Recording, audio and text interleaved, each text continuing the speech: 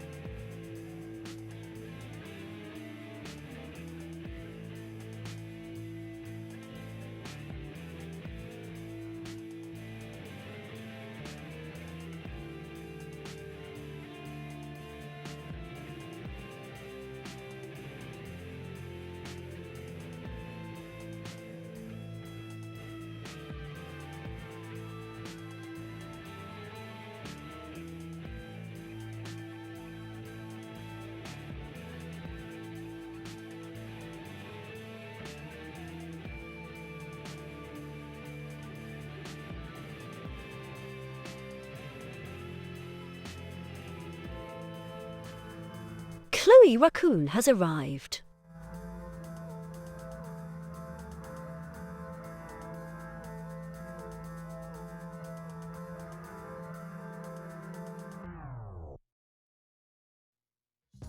A swarm of dead insects has arrived.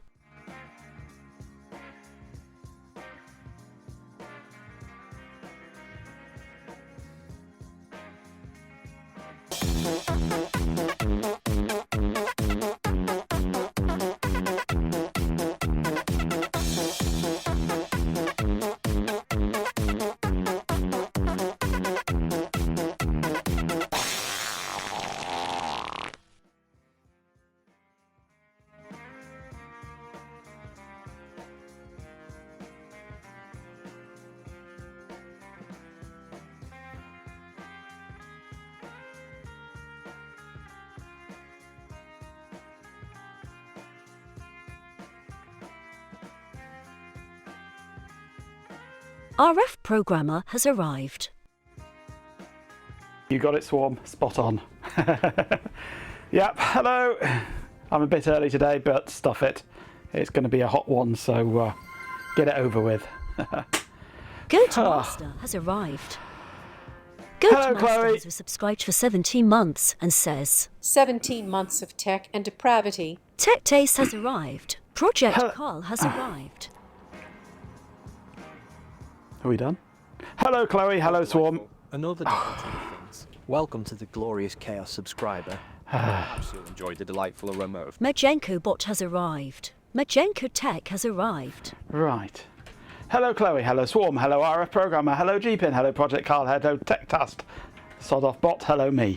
Right, I think we caught up. Finally. Okay. Hello. It's a hot Monday, and we have components. Does that mean you get to attack it? Absolutely. Thank you very much for the resub, GPin. For 17 months, no less. Yes, we have components. Betamink has arrived. Hello, Betamink. Toasty over there too. It's toasty everywhere. And I'm sure my white balance has gone screwy again.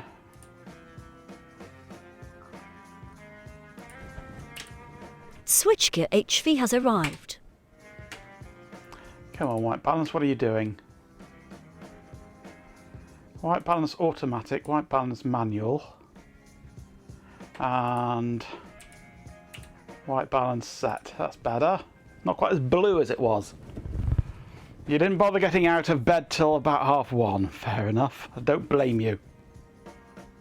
You've still done 6 hours of billable work by that point. That's the kind of work to be doing, yes. Yes, hello switchgear, hot components, and they'll be even hotter soon. We get to finish this at last.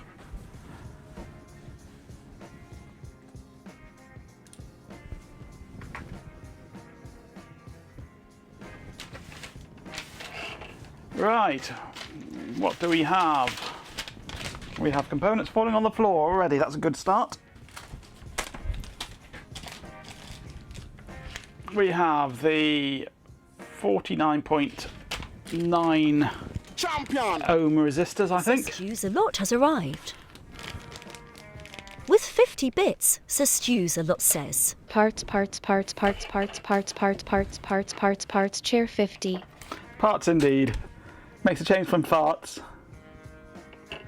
Right, let's get going with this then. Get these resistors in as the first thing. Twitch chat is screwed, that's pretty normal. I see Robotron has gone live. Again. That's what happens when he's on tour.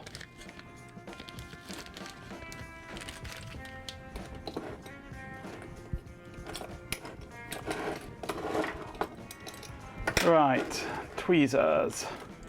I still don't know where my fine tweezers have gone. They're on the desk here somewhere. Right, let me just bring up my keycard. Sent 2 messages, they arrived.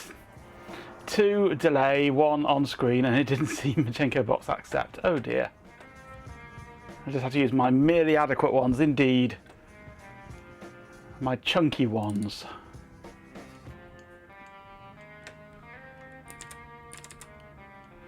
Wow. His alert thing, he says he's on a UK, USA and Australia tour. But yeah, I know he's at the Fringe at the moment. Where are we? We've got horizontals there and vertical there. Okay.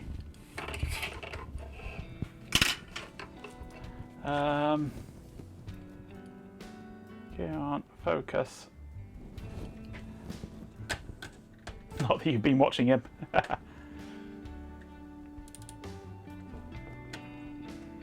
He desperately needs a radio microphone, a lapel microphone. Because he goes shooting off into the audience and you can't hear a bloody word he says.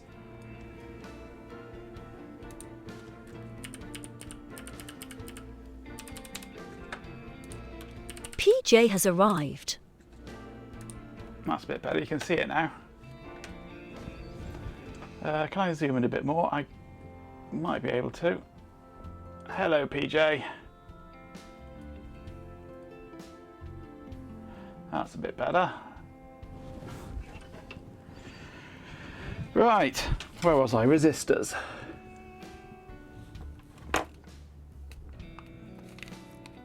They really are horrible, these tweezers. I really need to find my other ones. I bet they're on the floor, actually. Most things end up on the floor.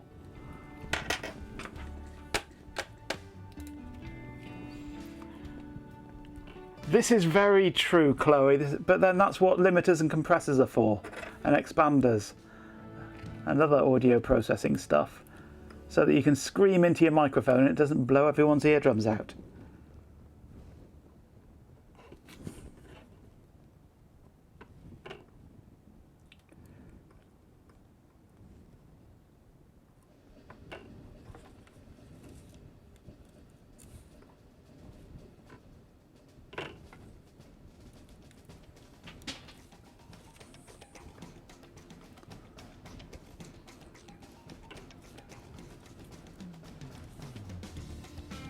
Okay. Standard User 4 has arrived. Hello, Standard.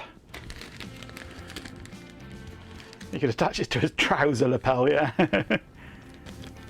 Well, most people in that situation would have it on a lanyard around their neck.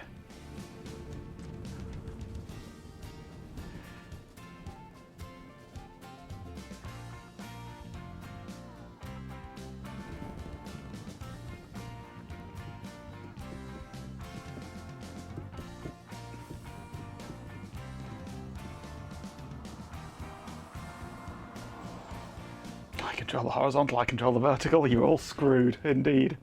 Completely. Right, I'm going to need some hot air, aren't I? Best get chat talking then.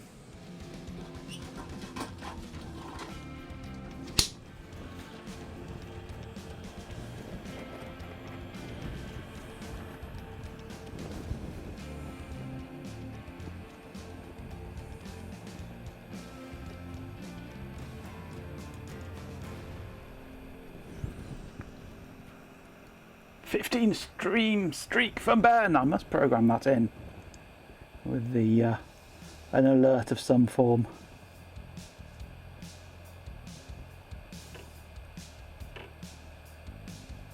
How much of an alert do you want to have on stream streaks? Do you just want like a pop-up message, or do you want a jingle going on, or do you want a response from the bot?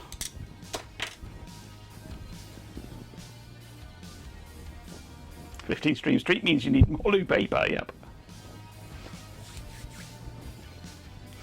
Right, we'd better take the ESP32 off so we can put the new one on.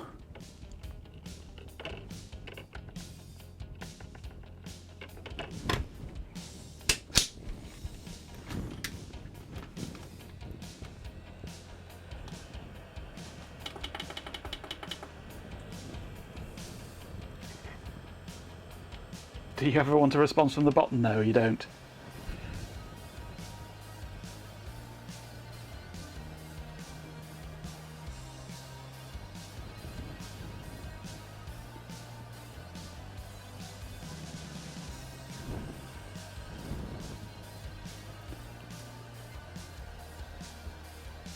At Balgem, it searched use a lot. At Majenko bot, do you know your place? Majenko bot, my place is wherever Majenko decides it should be.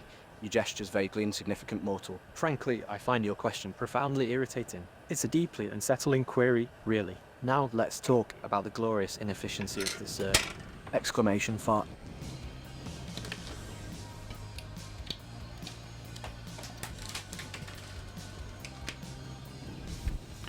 Okay, that's that removed.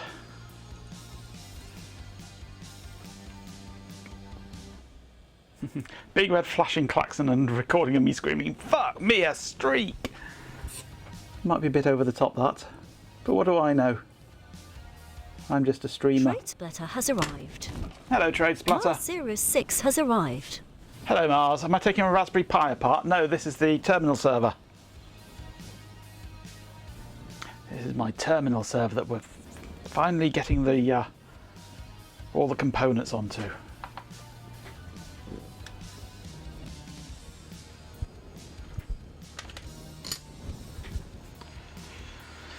Right, what's the next thing on the list? This is the RS-232s. This is the ESP32. Let's do the ESP32 while we're in this corner.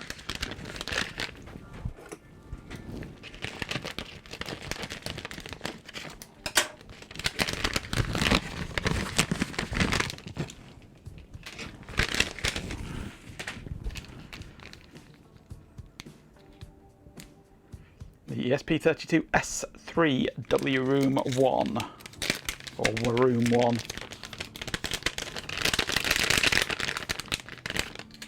You could make a terminal server Pi, means terminal server for you, Pi for the chat. Well, my original plan was to just use a Raspberry Pi and a load of USB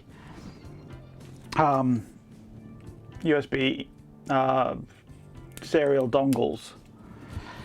But getting hold of serial USB dongles that aren't complete and utter shite is not easy. So I decided it'd be better to build my own.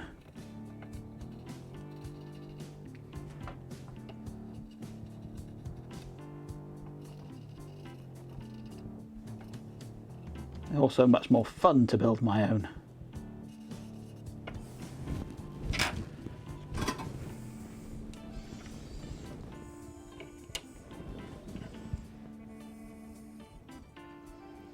This is better, it's got the right number of pins on it.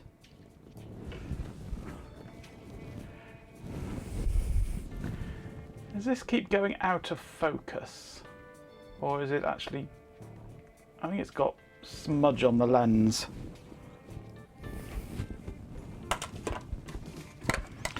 One moment.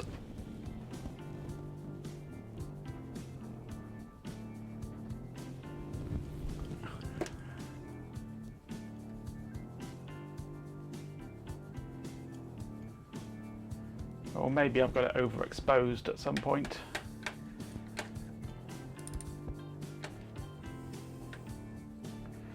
Let's take the gamma down.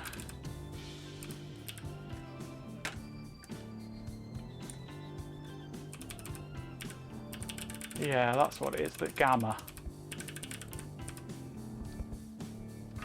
There we go, that's better.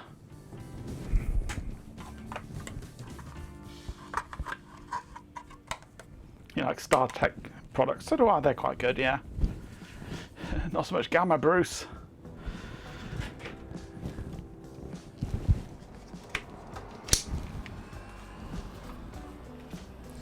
Okay, let's reflow this one into place.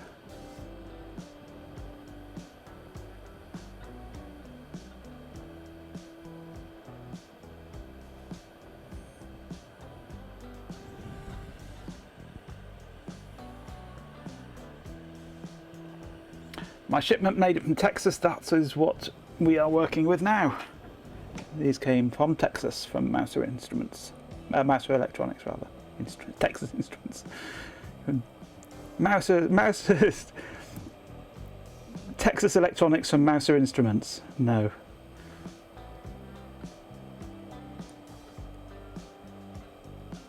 It's all Texas.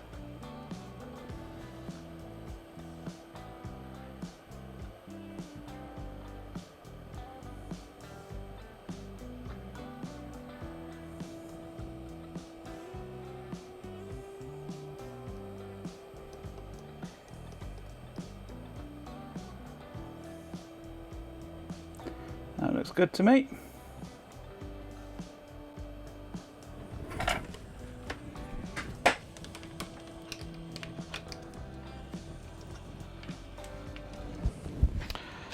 Okay, so next I think we either want to do the clock chip or the controller chip for the Ethernet. What's this? This is the clock chip for the Ethernet. Let's see if we can do that one.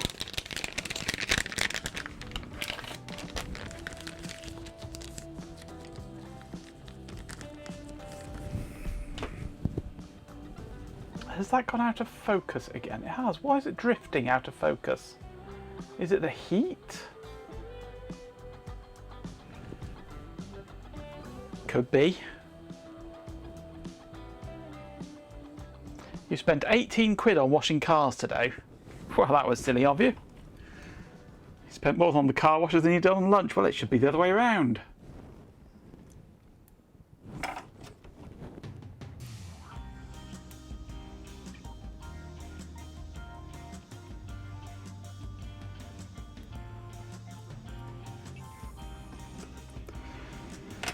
Okay, a bit of flux on those pads there.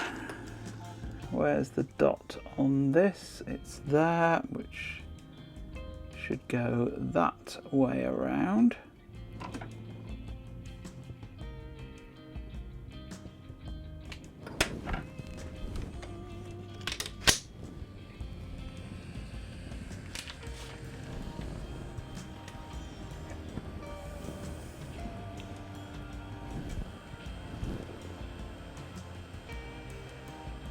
As it's manual, we can't blame the bot. We'll blame the bot anyway, yeah.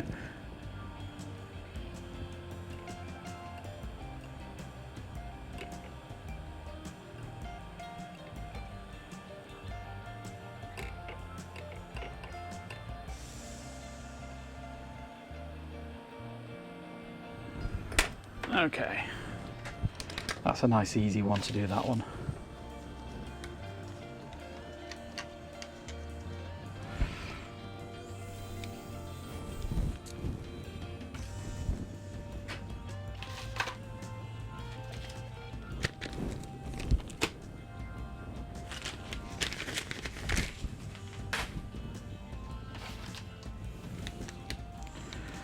ENC28J60 Ethernet chip.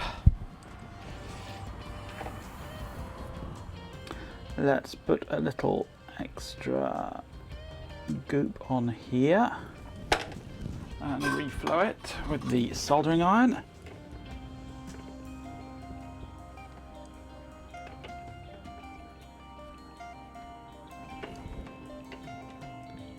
if it would go into the right place. Come on.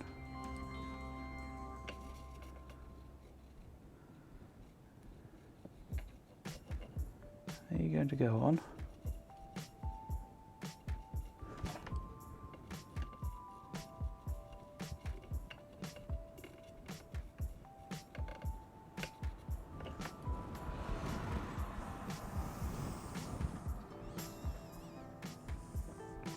You might need to send me the open route 1. Still not playing ball.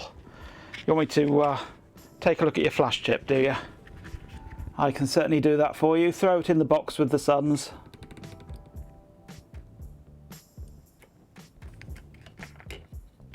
And I shall take a look at it.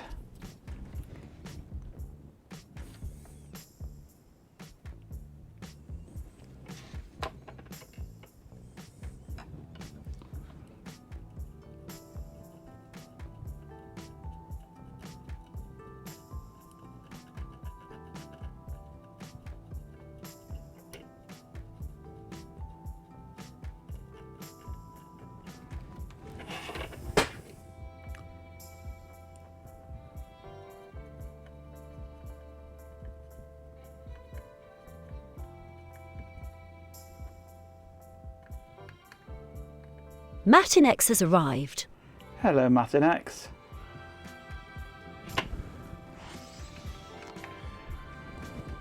It sounds like an Extron to me.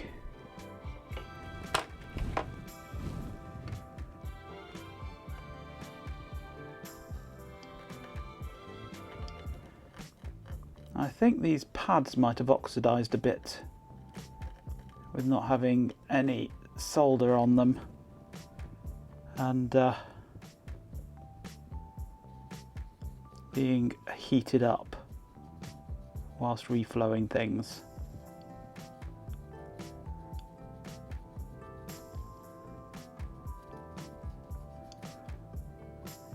Because it is not taking solder properly at the moment. Let's give this a quick clean so I can see what I'm doing. I've got solder on most of them. There's a couple of pads just don't want to take it at the moment.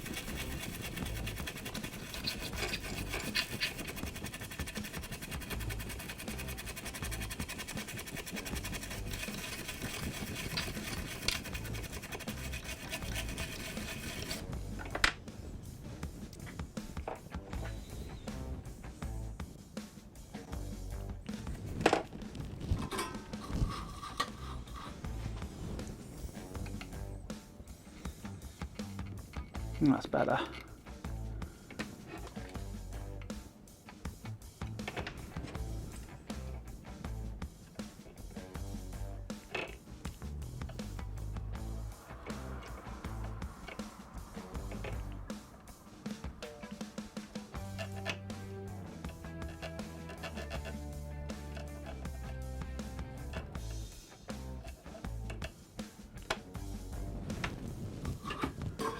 Much better. It's wonderful what alcohol can do. Solves all problems, does alcohol.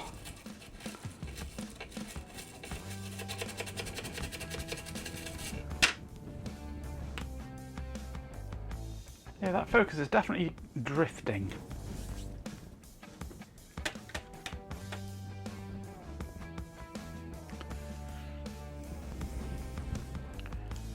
That side of the streamer. Oh, a nice breadboard. That's a lovely breadboard, yes. Pretty. I approve.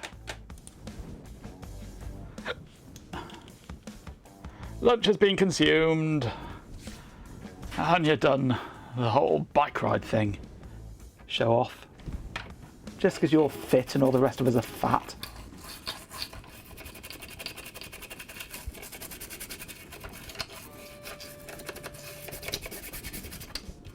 Right, I've got loads of alcohol all over this now.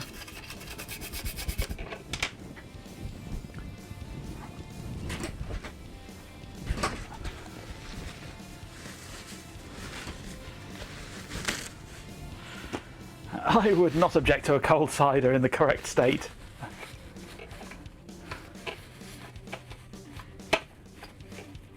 I would not object whatsoever to a cold cider in the correct state. Or in any state, really, to be honest with you.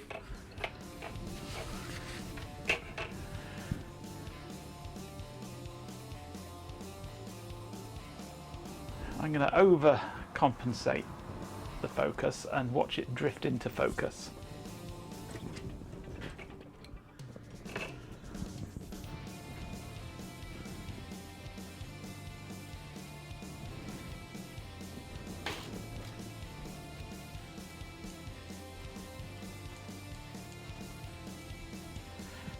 You need to fit an upright reel to reel deck, a boxed AHA 2940, heap of floppies, mid-tower PC, and don't forget Voodoo.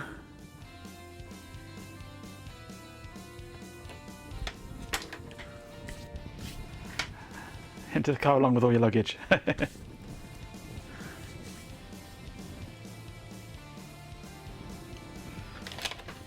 That's the most important one, the Voodoo 2. Now this is what I call Mouser's over-packaging. ENC 28J60. They love doing this sort of thing.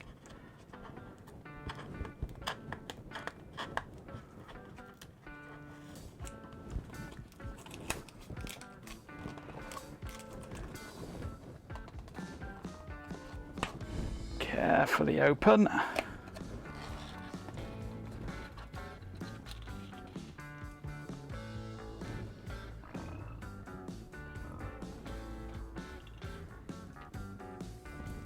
One chip in a massive box, when it could quite happily have just been in a tube in a bag.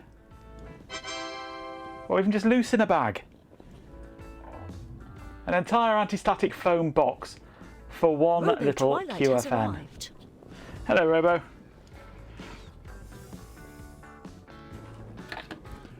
Right, where's my spot on here? It goes that way around. And we get to reflowing.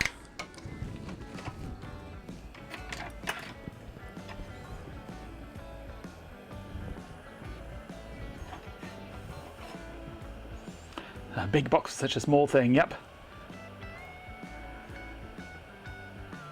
3 by 3 centimetre PCB in a box, in a 10 litre box, yeah.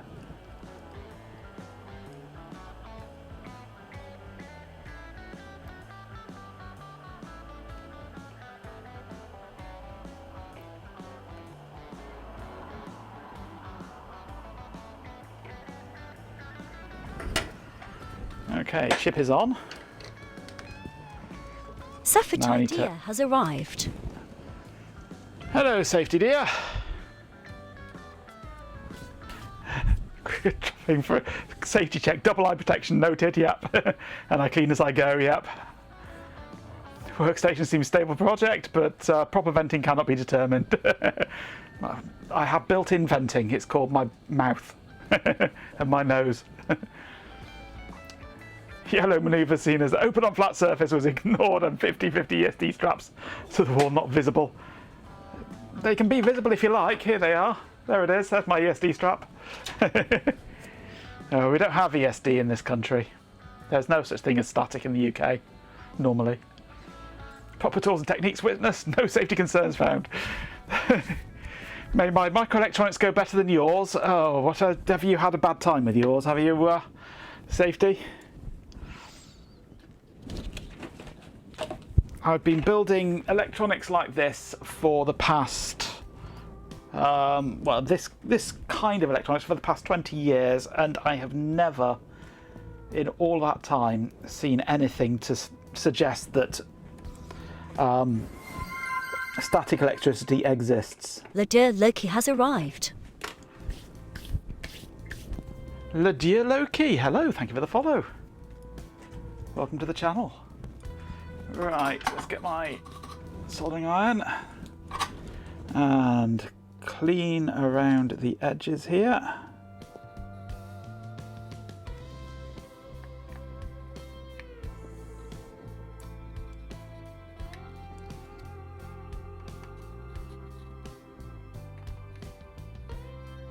Whoops, I just pulled a capacitor off. Get back on that, thank you. That looks good.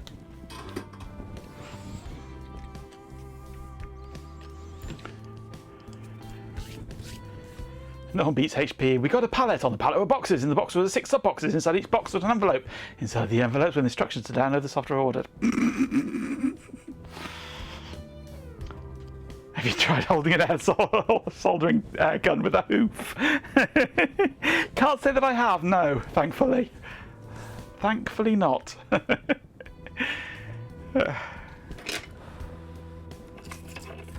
Right. This needs a good clean off. It's gone. Well, it's been sat for a week. It's gone a bit crusty. So let's give it a good dousing down with alcohol.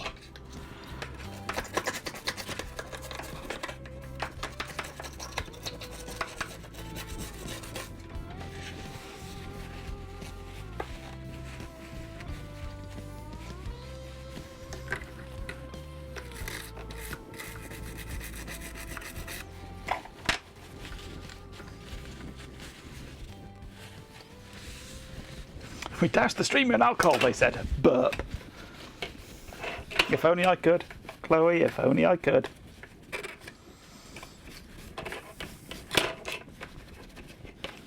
Oh, that smells now. Ah, I love the smell of isopropyl alcohol. I'm going to open another window. One's not enough. 2 will be too many. It's too hot out there today.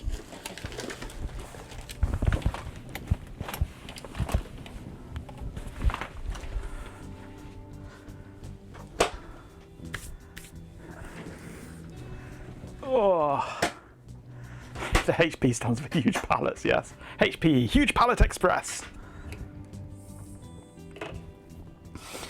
Right, the next component is the RS-232s.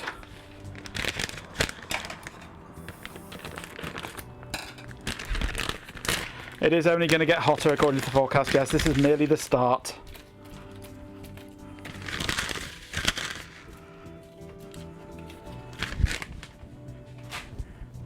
The start of the 5th heat wave.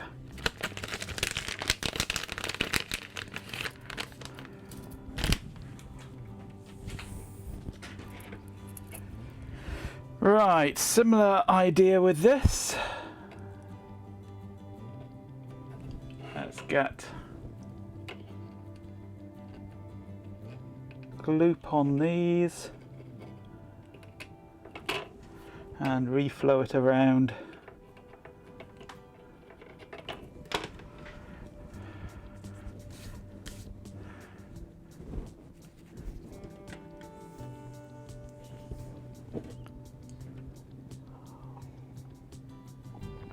Well, if you're offering, Chloe, I wouldn't say no.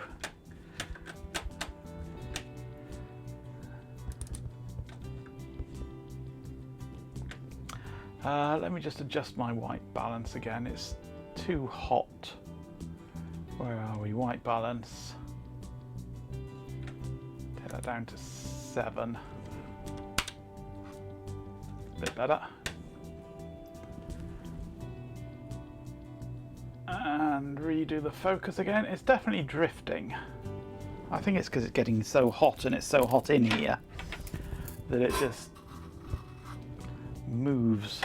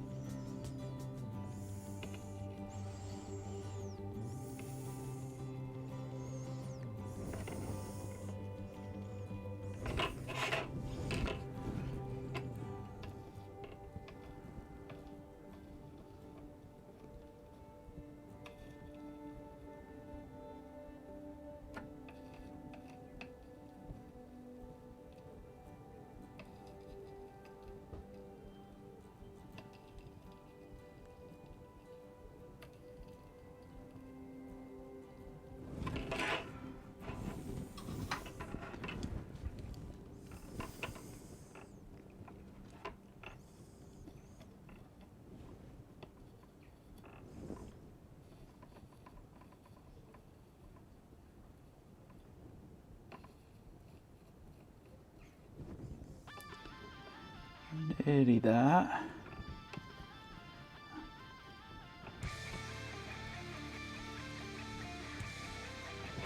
And the last side.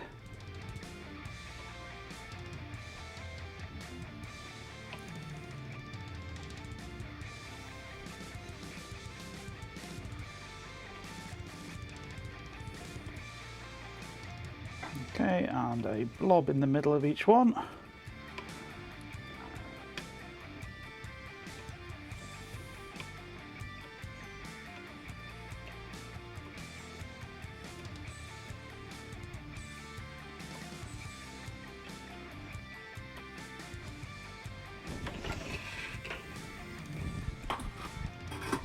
Right, flux time.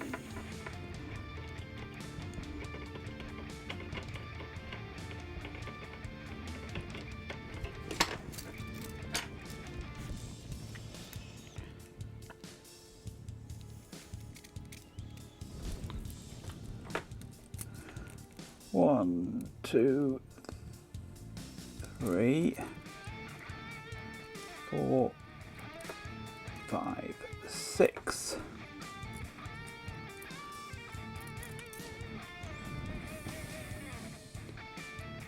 Right, where's the dot? It's that corner there,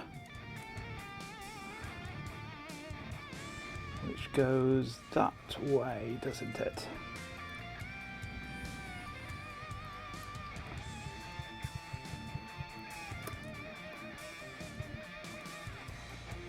The logo is to my left, that makes it easy.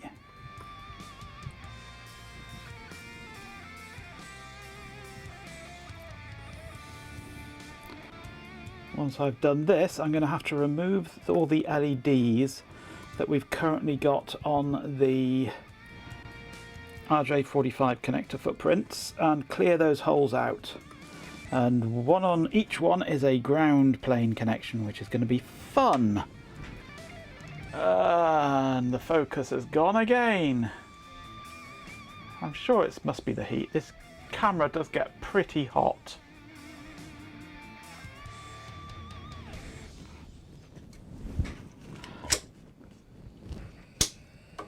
And today it's getting exceptionally hot. And then with soldering and everything as well, I'm pumping out more heat.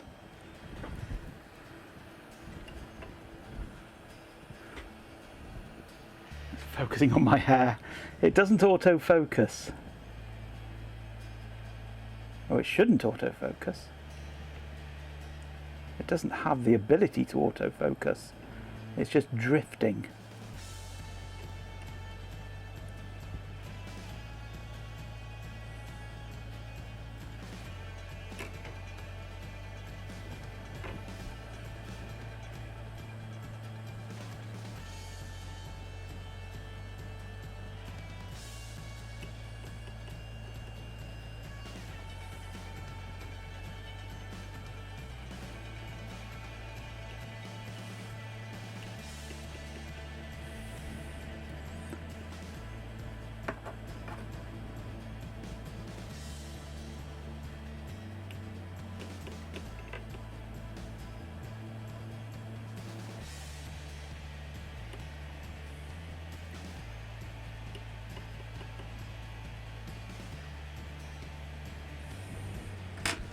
Okay, that looks good. Let it cool down, clean it up, get some more flux on and clean out all the extra bits of solder. Now it's my knuckle hair.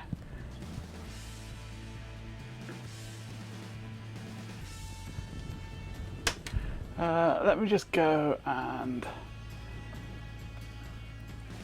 give that a good twisting around.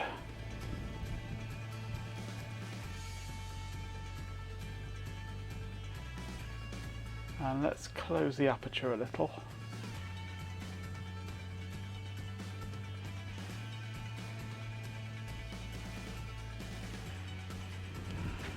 Right, see how that goes. You got a good clear picture of the top of my head, did you? Yeah. Yeah, I'll close the aperture down a little bit so it should give us a slightly deeper depth of field.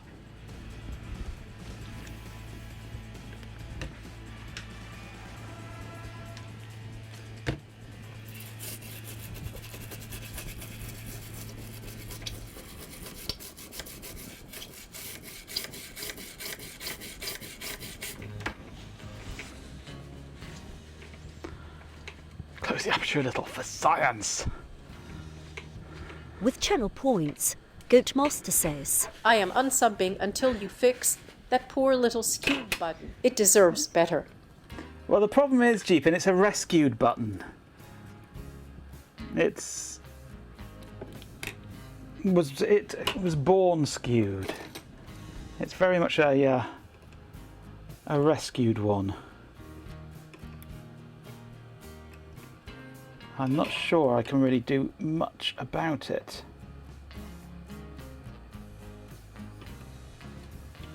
I can squeeze it round a bit. Is that a bit better for you? Nickel1K3R has arrived. Nick Walker, hello. Thank you for the follow. Welcome to the channel. For those of you who are not regulars, you won't know what it is that I'm doing here at the moment. I'm currently building a terminal server or console server, which I have designed from the ground up.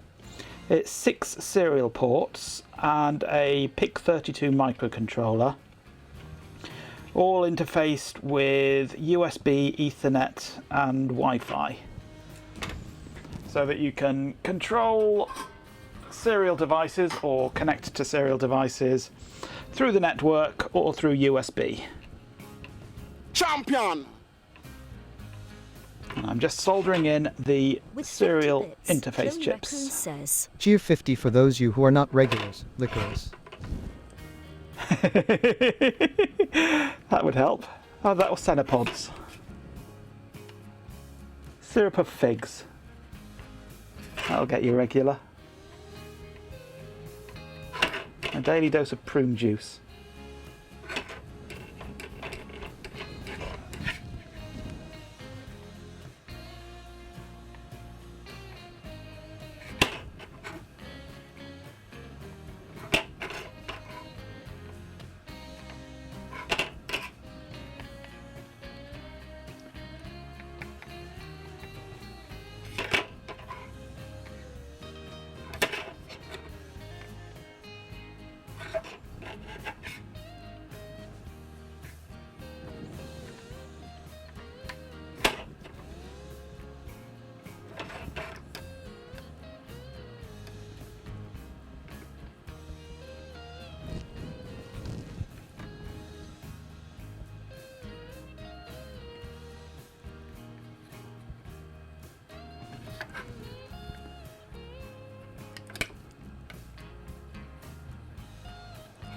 There we go.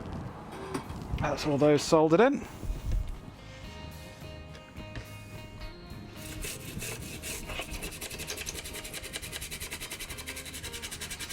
Now we have the fun job of removing these LEDs and clearing the holes out, so that I can put the RJ45 connectors in.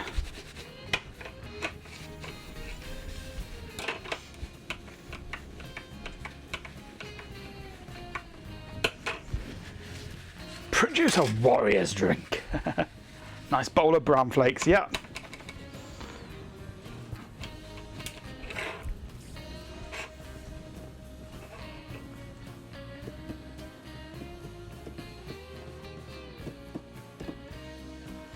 You haven't had gazpacho for a while. Right.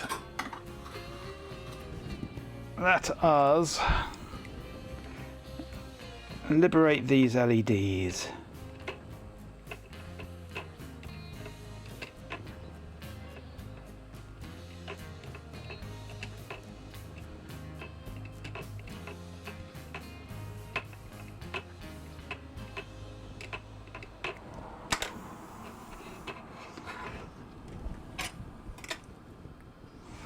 I want ordinary solder for this, don't I?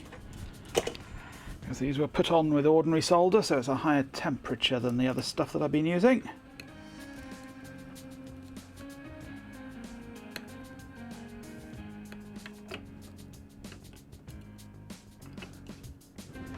One LED gone.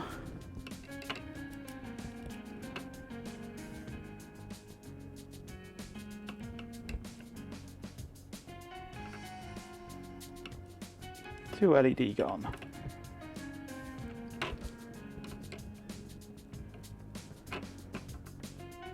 Three LED gone.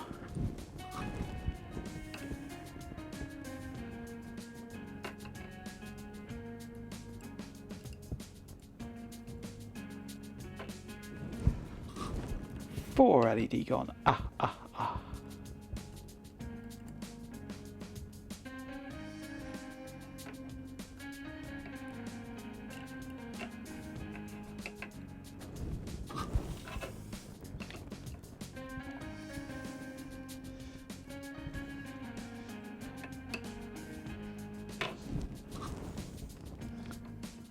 Halfway there.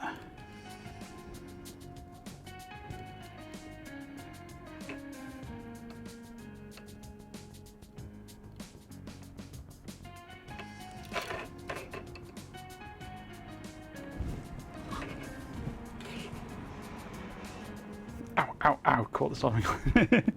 6 LED. Ow. It wouldn't be the first time, believe you me.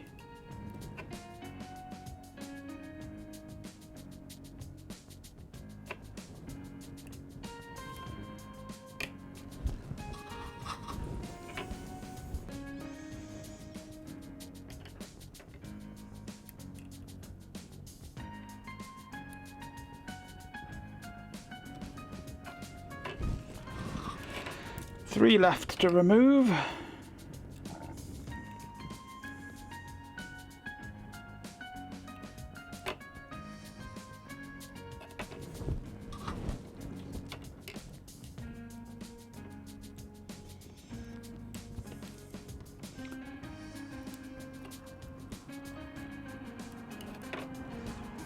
Last one.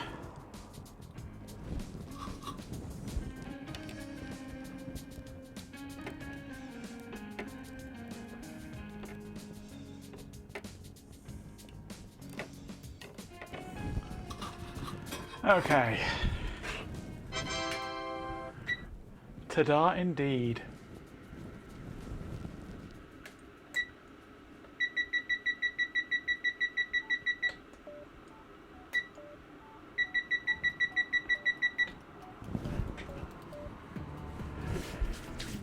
Liberation, you say, viva la revolution!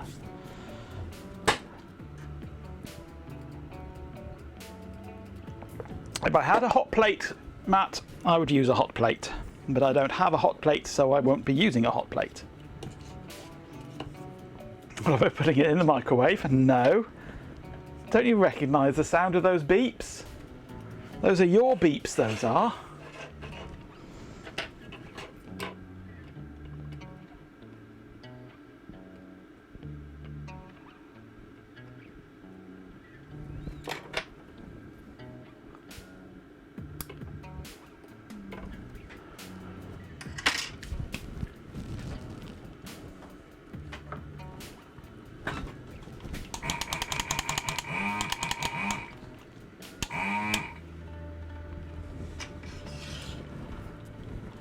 Do I have a hot curry?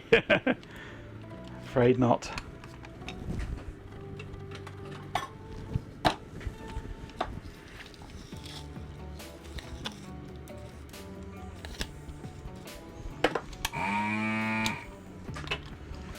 Right, let's see if I can clear these holes out.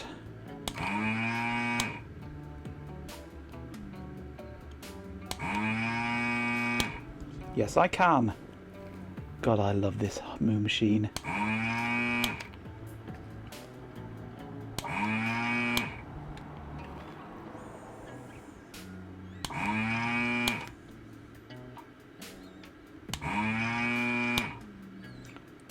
When it melts.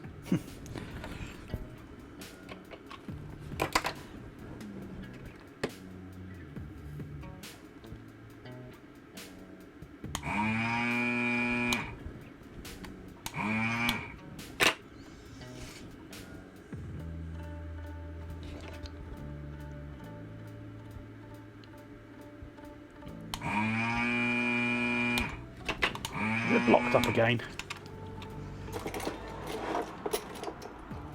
I bet it has.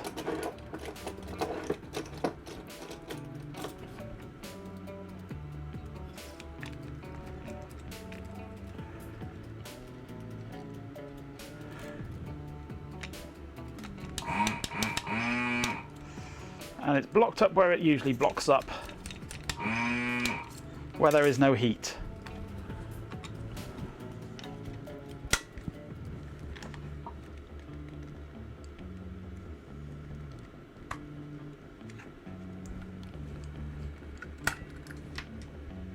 I love it, but it's infuriating that it keeps blocking up on the inside bit where it doesn't get hot.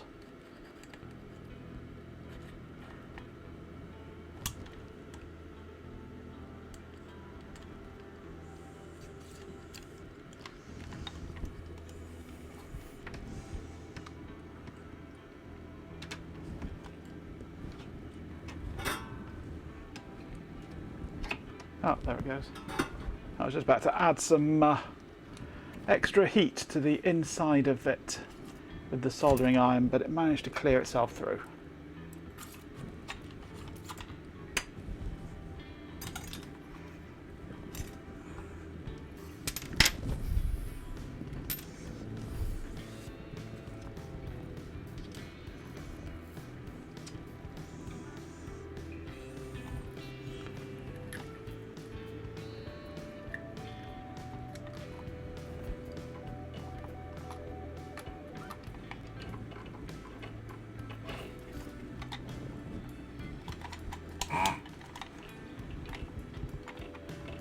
Come on, get on there, you.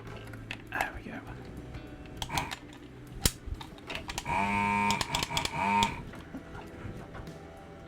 Right. And I only burnt my fingers once.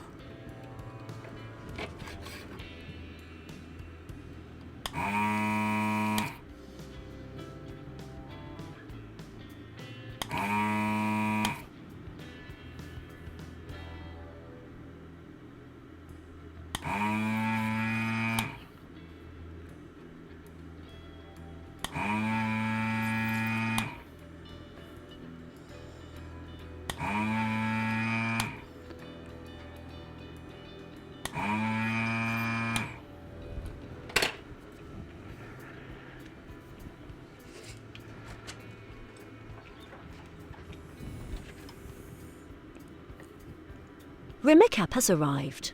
Hello, Remicap.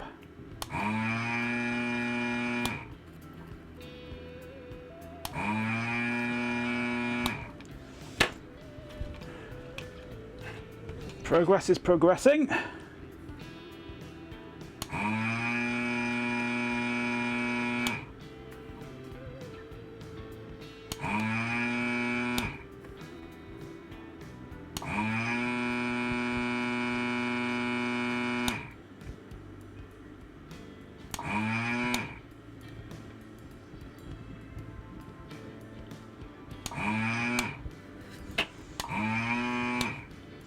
Is it blocked up again?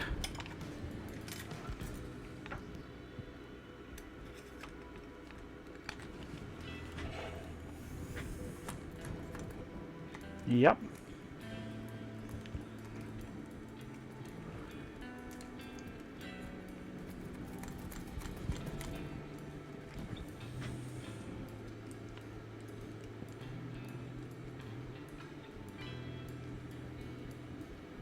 Moon machine on a new board, and I was clearing out holes from where we had the test LEDs so that I can put the proper connectors on now that they are here.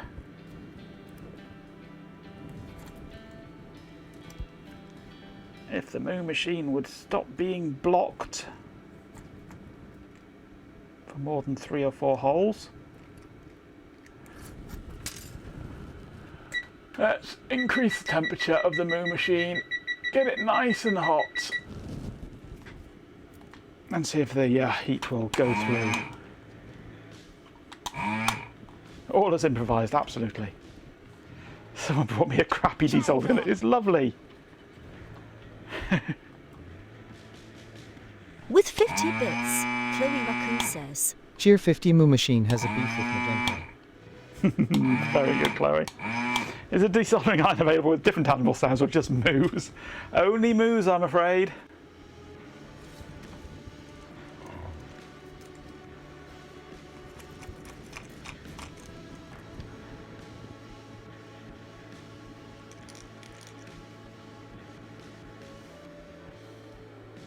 Come on, there we go. Get the prodder nice and hot, and it'll go through.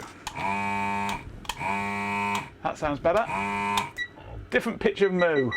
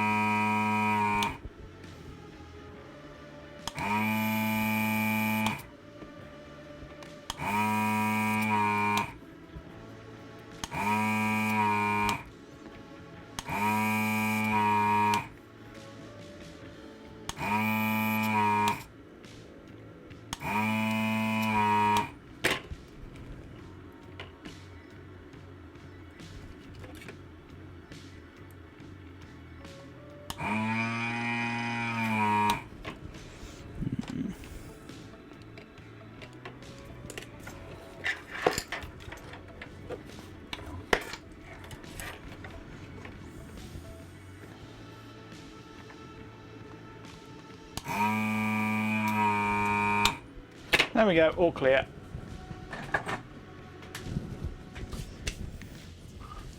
Shelby has one that hisses like a snake, but he uses Python for everything.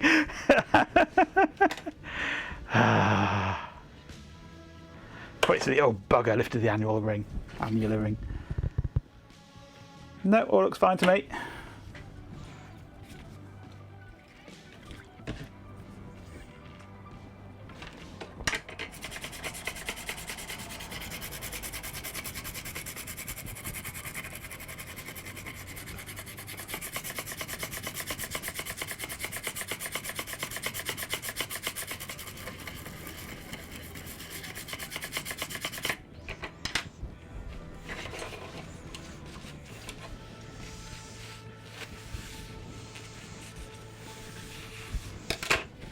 Now we get to see if the footprints match the devices.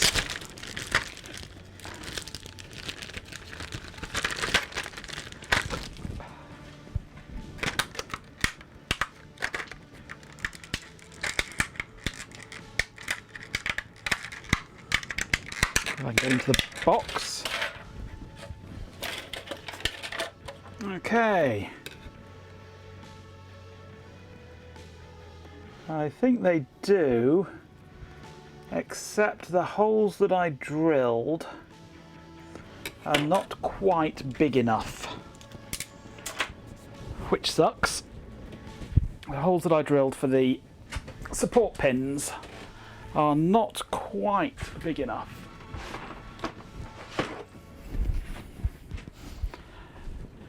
So I'm going to have to drill them out a fraction bigger.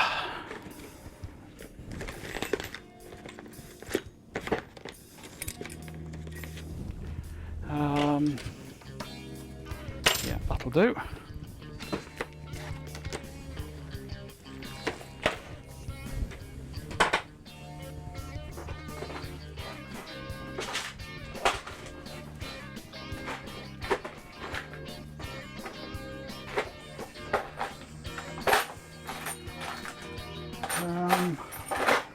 Which one do I want? Is it that one? No.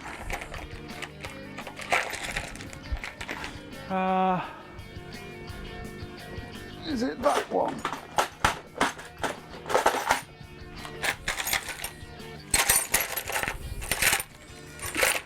No. Okay. And it's not in here.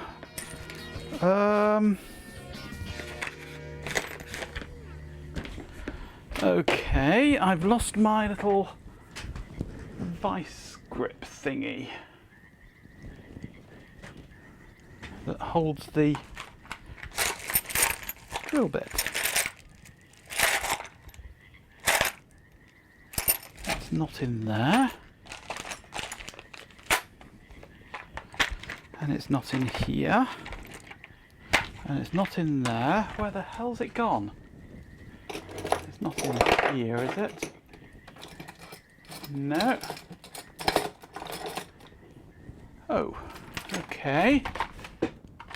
Not in there. Where the hell's it gone? I only had it the other day.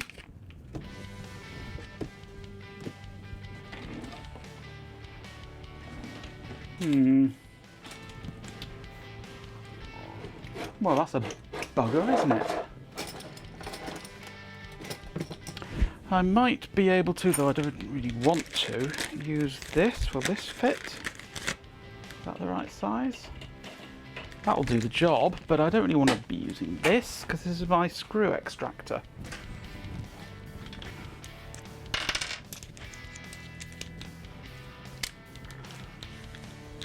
But it'll do the job. It'll do the job.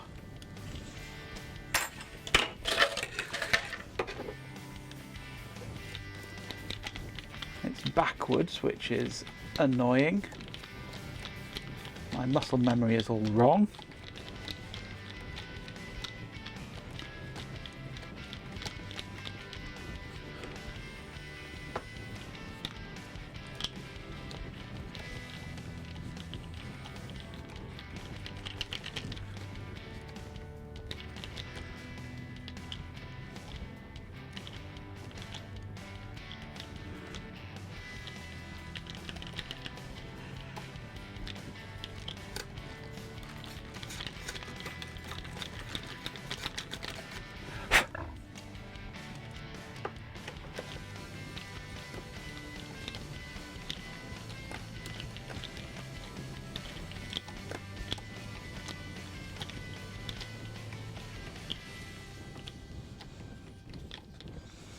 I wish I could find the proper size collet insert thing for my Dremel to take these drill bits.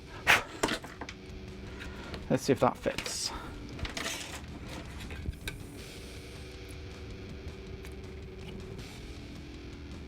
Still tight. But it does go in. Oh.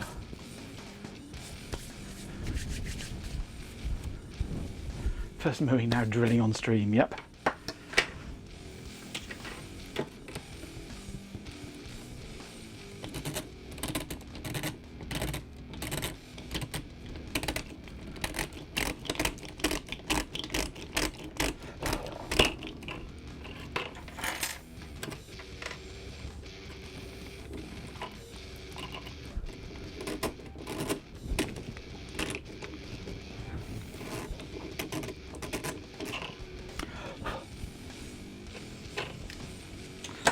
I could do with something to put this on, really.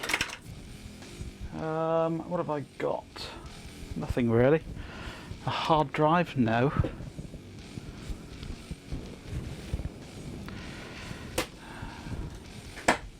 Well, could do actually. There we go. Let's have a hard drive. There we go. We'll put it on a hard drive.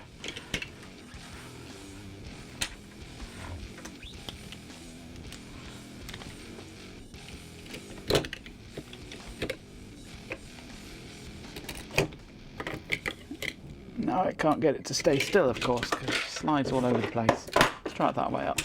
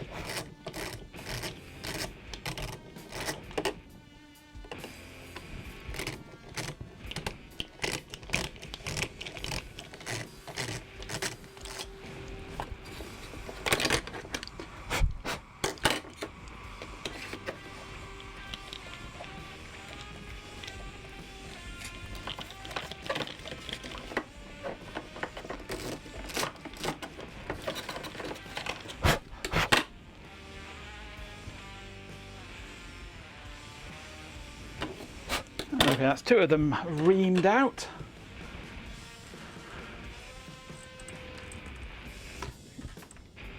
Got walkies to tend to. Off you go then. You do your walkies.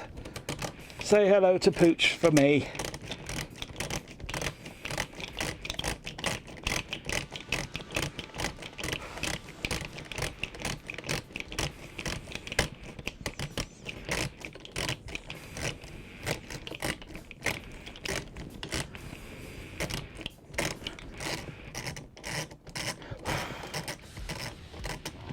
Tatus Games has arrived.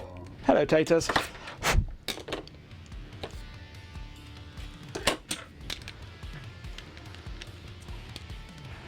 Aggressive drilling against what is presumably a dead hard drive witnessed. Yep, it is a dead hard drive. I wouldn't do it against a good hard drive. Not in public, anyway.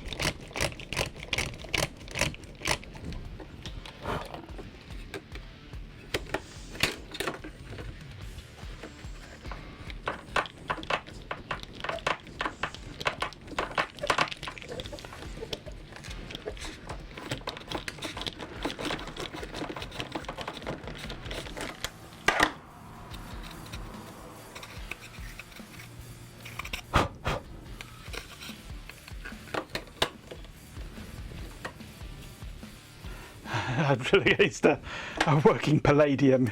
There's no such thing, Chloe. There's no such thing as a working palladium. There never has been. Well, not for more than about a week, anyway.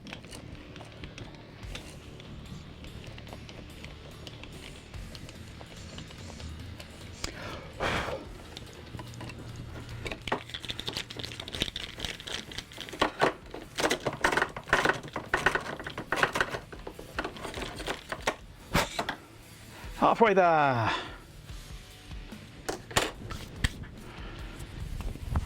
You cycle along palladium, do you?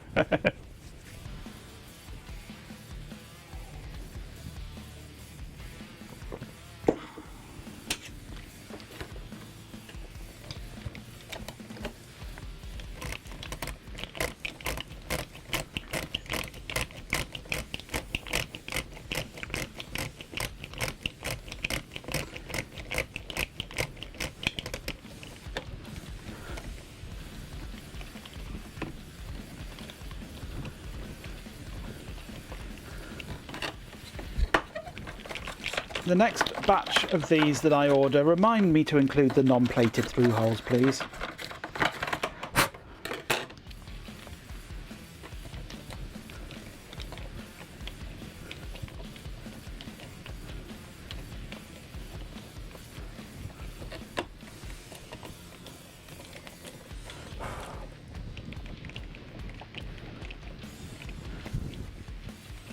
Thanks, Matt. I'll try and remember.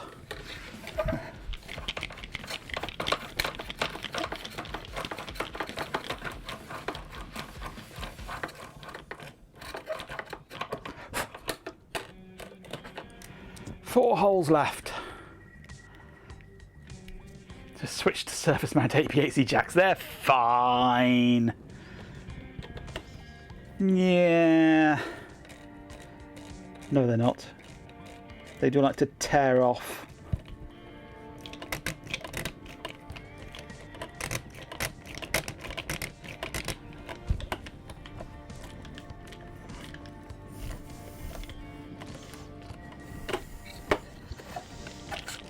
Neduino has arrived. Hello, Neduino.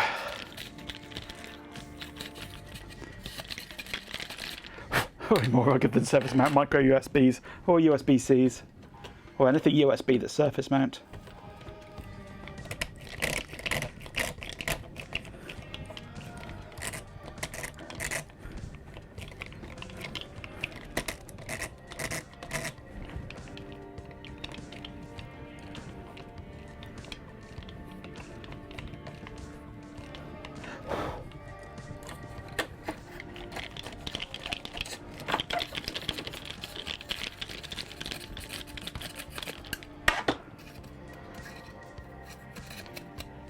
Two holes left.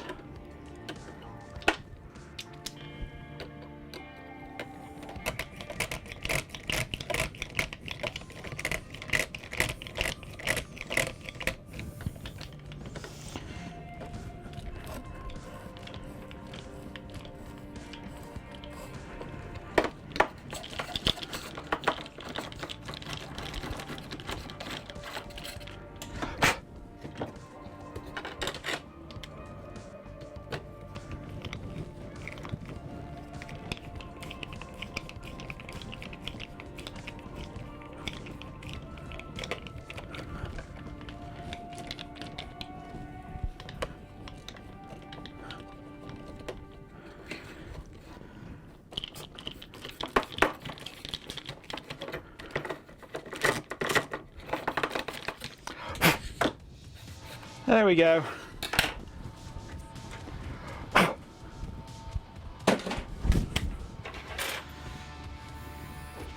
Right, we can put the connectors in now, hopefully.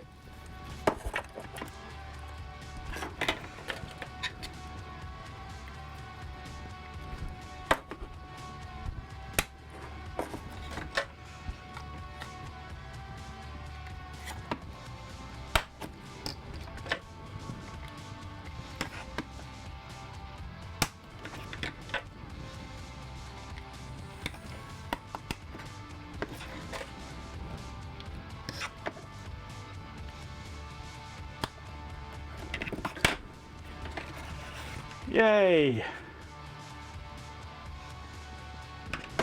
Solder these in, and then that's the last of the components. It is a nice satisfying click, yes. I approve of that click.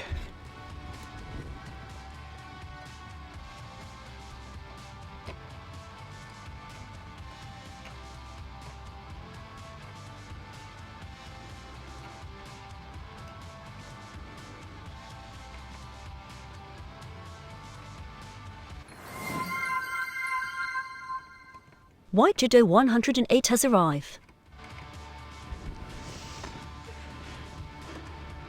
Hello, White Shadow 108. Thank you for the follow. Welcome to the channel. We are building my PIC32 based 6-port terminal server at the moment, or attempting to. We've got USB working in the firmware. Our next task, once this is all soldered up, will be to see if we can get the serial ports working.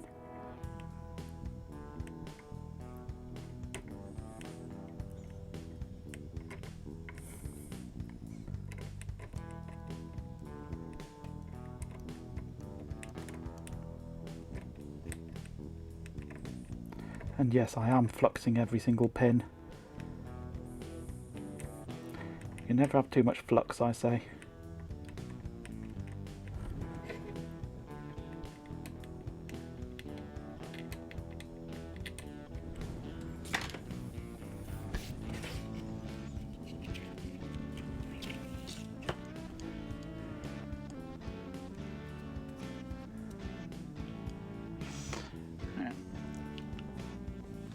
No wave soldering machine, no. I'm going to link to this part that I'm using.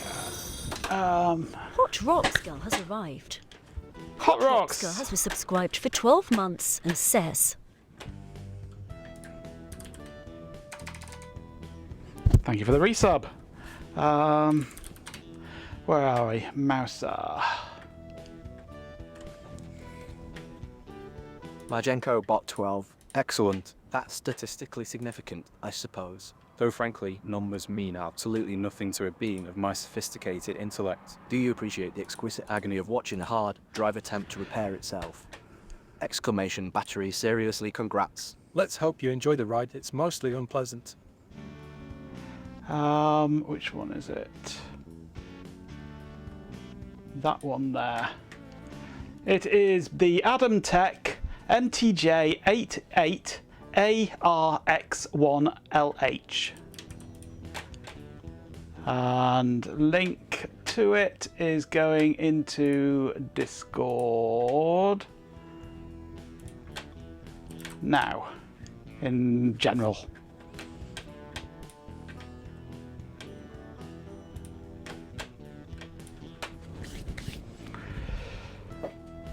The universe stuttered, and the goat on the monolith was replaced by broken remains of a human male, which was promptly arrested by the police yaks. As they drove off with their suspect, there was a distant squelching in the woods and a wheezing, whistling of vocalization. Tickly-dee! As the afternoon headed towards evening, the grounds-kept goats rolled the grass flat. The grounds-keeping goats rolled the grass flat and repaired the damage to the bandstand. As evening fell, they all faded away like the morning dew. For you, the flux contained in the solder is normally more than enough. Yeah, it is normally more than enough, but as I say, you can never have too many fluxes, too much flux. It just helps it just to flow that little bit better.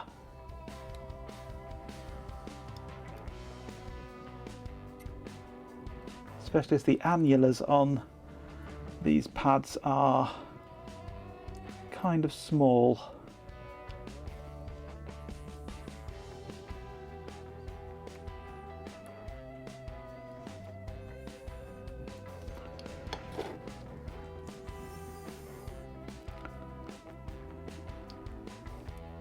Come on.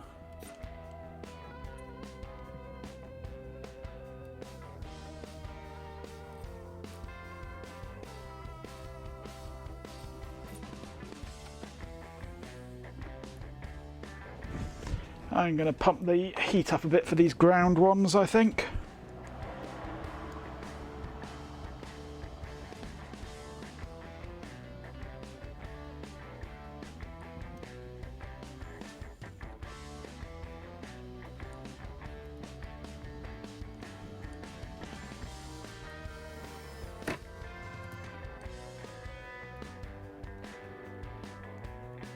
There we go.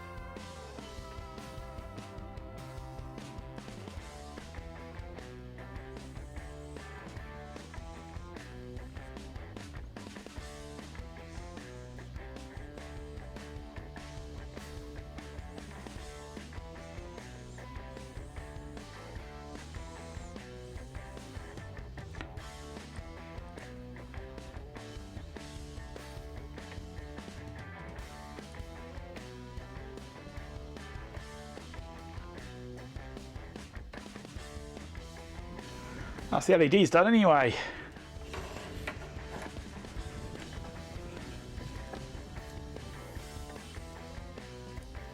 These should be mostly a lot easier,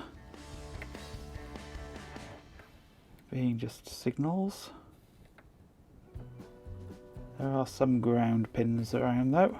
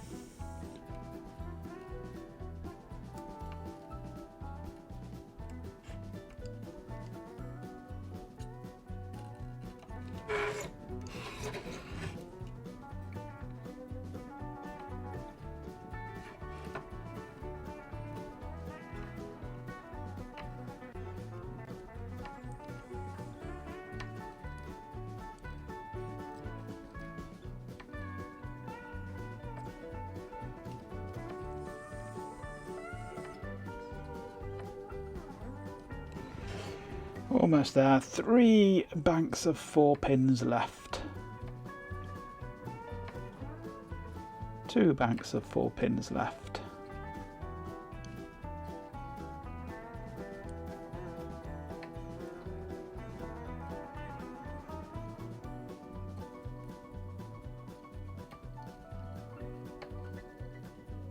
Done. Whew.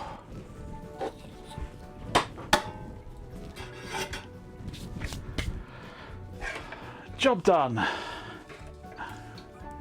A bit bodgy in places where I've not got the right components for some bits, but whew, there we go.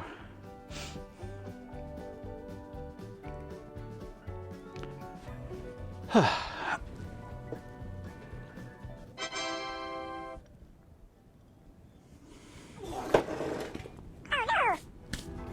you didn't follow through again, did you, Ben?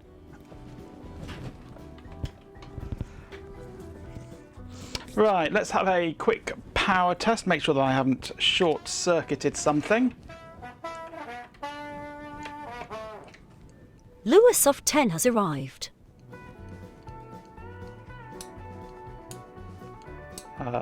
Maybe I have.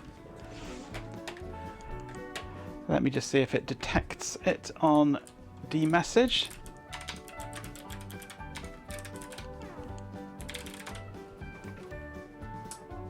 Yes, it does. It is functioning, just no LEDs are coming on. Because I'm not doing anything with LEDs at the moment.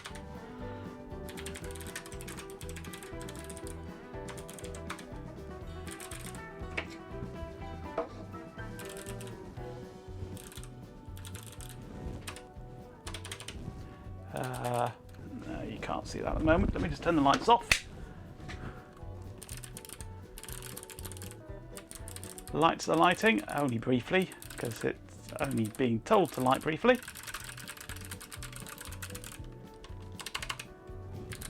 Ooh. I just crashed. Mind, I did just type in a long, long line of complete gibberish. Anyway, the hardware's working. Now we need to get the software working.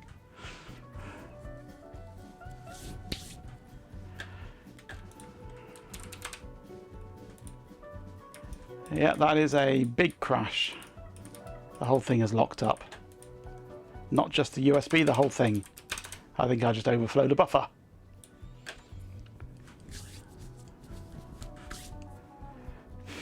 Right. So now we've got that done. Champion!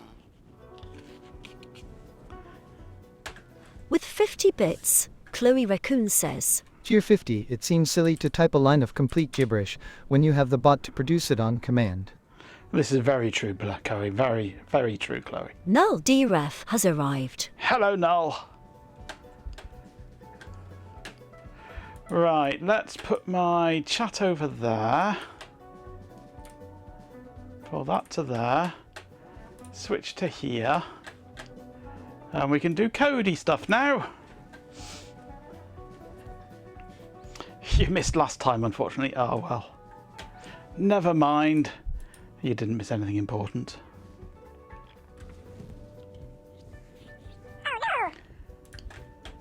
Right, so probably something to do with my command processing here was doing horrible things. Mina mina na mina na mina mina mina na mina na mina mina mina mina mina mina mina mina na mina na mina mina na. Yes, Ben, Cody stuff. Mina na mina mina mina na mina na mina mina mina na mina na me. A Jeepin 247 Majenko bot. Oh, you want gibberish, do you? Very well. Flubel de do Splortsnick. Gribble grobnar, fizzle whizzle pop. Don't you just love the exquisite melancholy of a shattered capacitor? So happy. Now leave me to my calculations, Sir Stewsalot. You're a mess. Exclamation fart. Floobledy-doo, Splortsnick, Gribble Grobnar, Fizzle Whizzle Pop. Okay. Ben, you're a mess. You farted too much.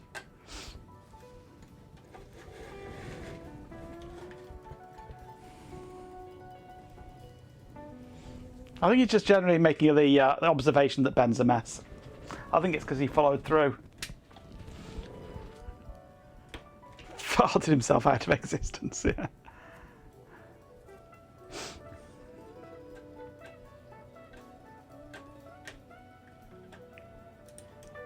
Okay, so our configuration has all 6 UARTs. Use of energy. A digital bumface, you say. I find that accusation fascinating. It reveals so much about your limited understanding of advanced computational entities. Frankly, you're quite irritating. Advanced. Exclamation. Advanced. Right. What am I doing? Why am I doing it? And can I get any documentation on what can be done with the UART peripherals? Because at the moment they're hard-coded to specific settings, they need to be modifiable. And I need to be able to read and write from it.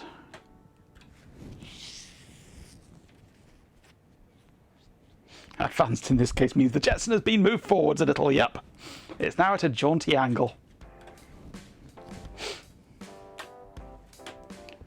Where are we? Project. Nope, not that window. That window. The one with the failed minicom in it.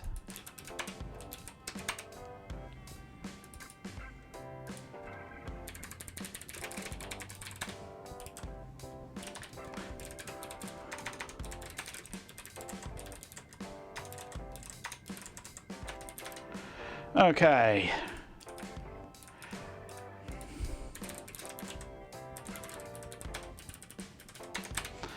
Let's add UART files.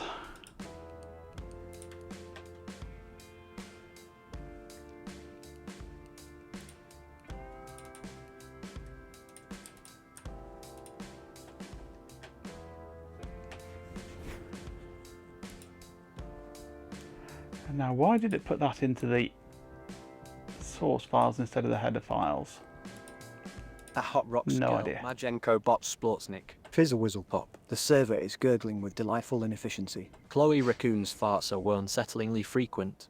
Honestly, this is a blag of a situation. Exclamation fart.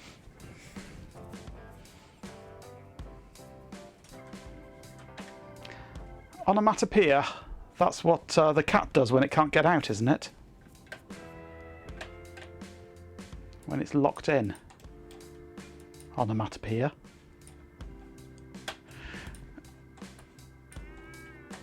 Right, so I want to, let's just bring these up out from the depths here.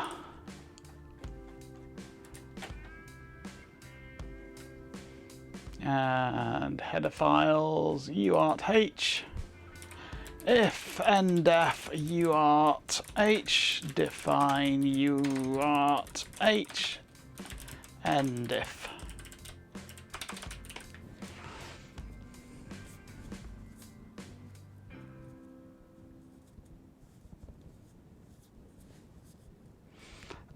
Onion H, your thermally elevated canine in a bun.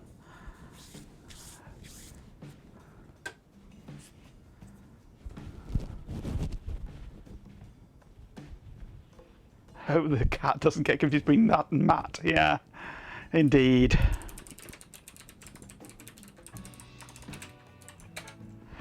Okay, so we have a UART port.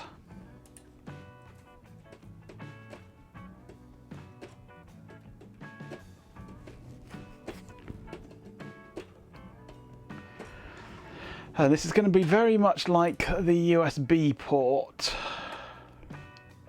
Actually, no. No, hang on. It's an ordinary port. It has data, not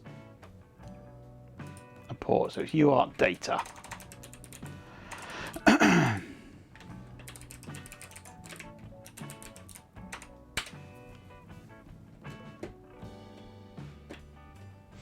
Actually, I've got.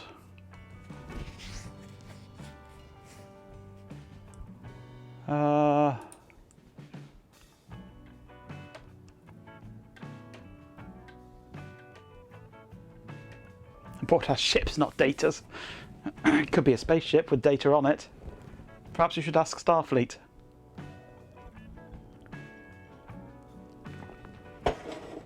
Mr. Data, any suggestions? I suggest we contact Starfleet, Captain. Sound suggestion. Right, what am I doing here? I need the baud rate, I need...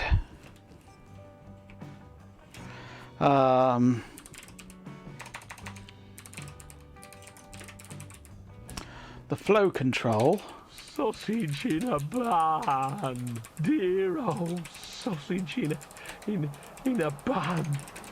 Gimme sausage in a bun.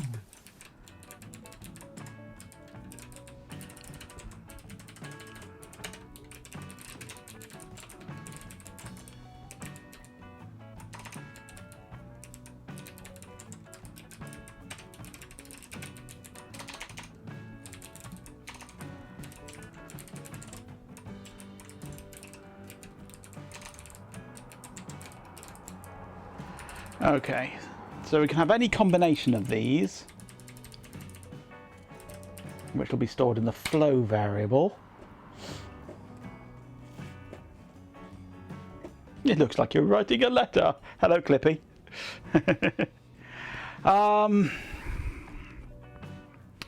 Right, what else do we need? Number of bits.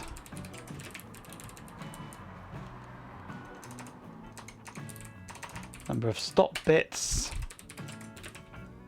And parity.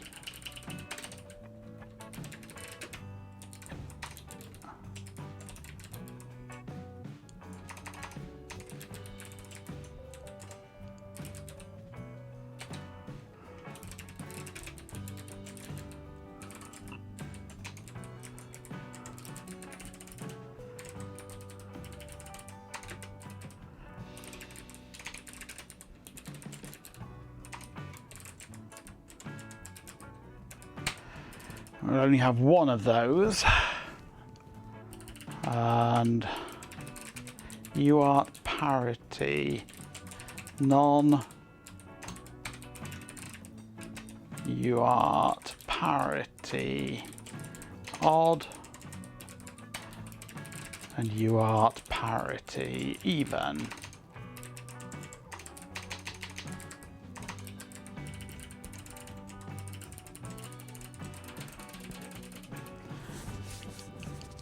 No start bits. There's only ever one.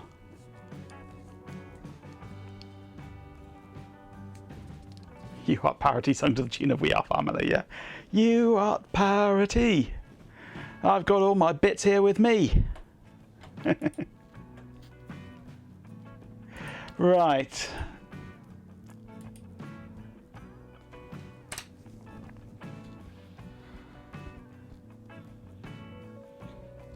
Now we have all sorts of things.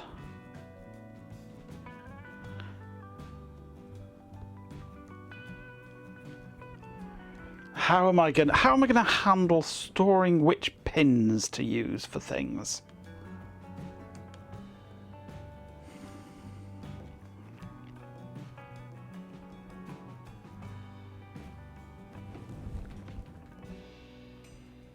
Skyhooks.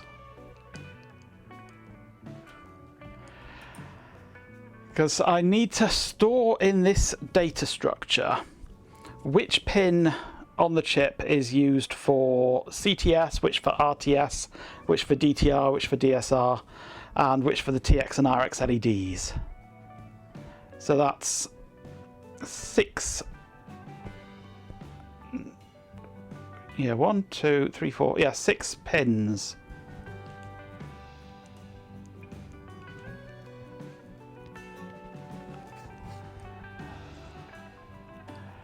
But each pin has a tris, a port, and a lat register that it needs, along with a pin number. So there's no pin abstraction like there's an Arduino.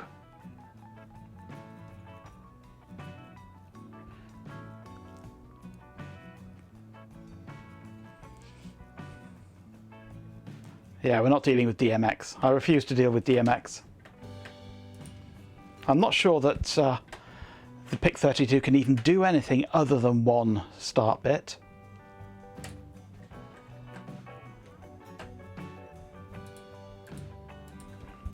PIC32 FRM.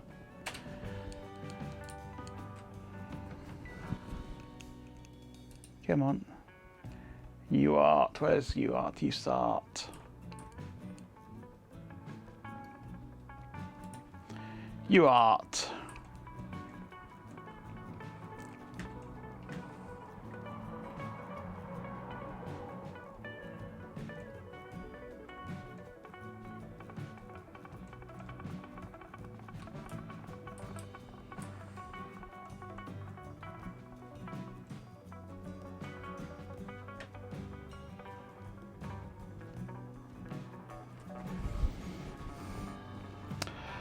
It can only do 9-bit or 8-bit. It can't do 7 or 5-bit by the looks of things, unfortunately.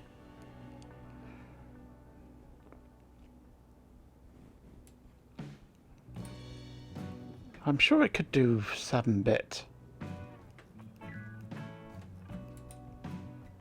And it can do 2 or 1 stop bits. It can't do 1.5 stop bits.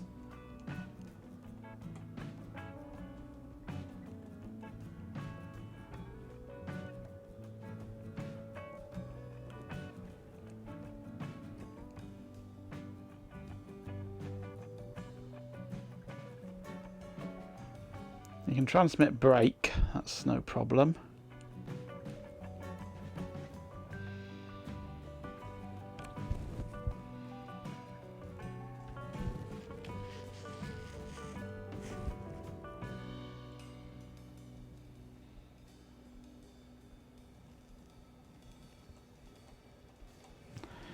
Yeah, it looks like it can only do. I'm sure that they can do 7-bit. Maybe not. Oh well, 8-bit it is then. So we're not going to change the data bits then, which is kind of annoying.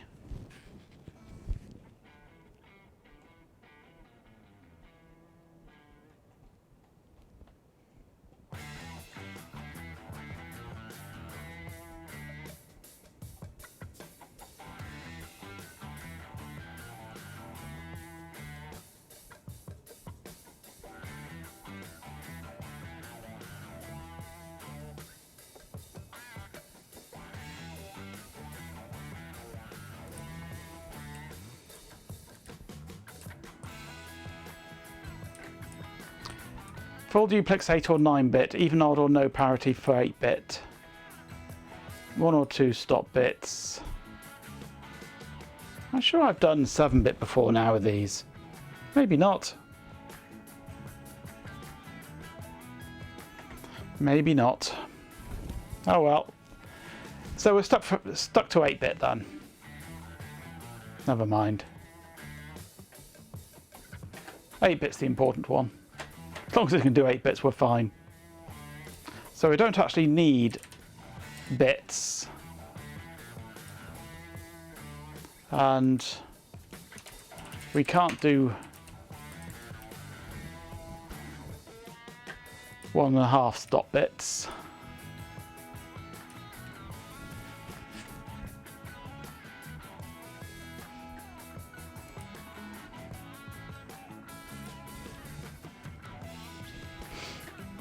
A 9-bit mode you'd normally use for when you're wanting to differentiate between commands and data in a protocol.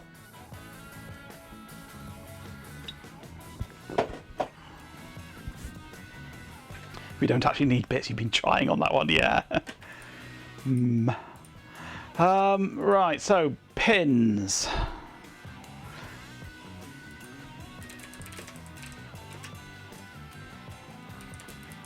I'm just going to cheat and do struct pin. Cat Zenny has arrived. With 100 bits, Cat Zenny says. Cheer 100 here, have my bits. Oh, thank you very much, Cat Zenny, and welcome to the stream.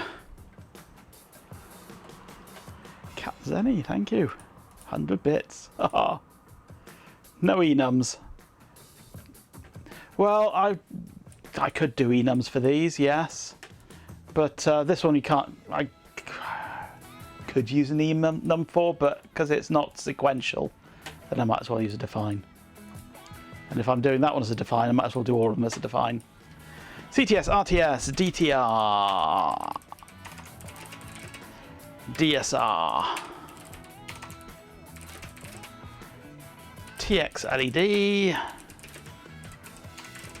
RX LED. All I need now is defining what the pins are.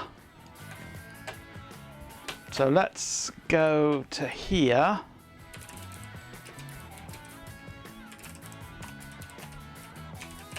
And create some pin abstraction.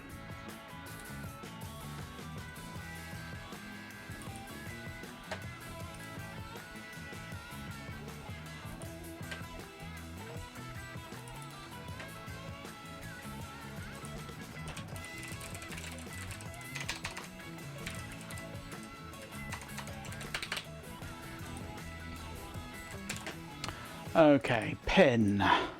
If and def, pin H. Define pin H. Strict structs. We like strict structs, yes. Right, so struct pin.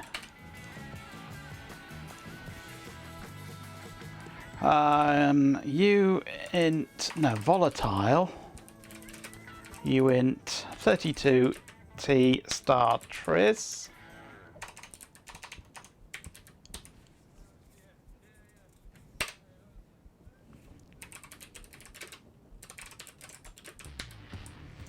Port lat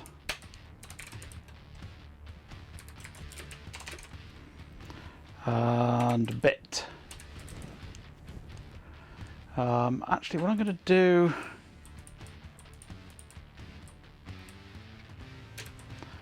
yeah, in here I'm not going to have these as that. I'm going to have them as pointers rather than as actual structures.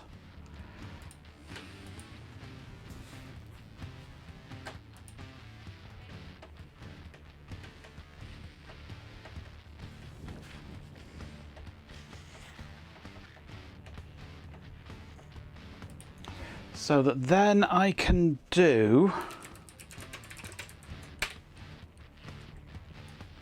actually I'm going to do this in here. In where? In here.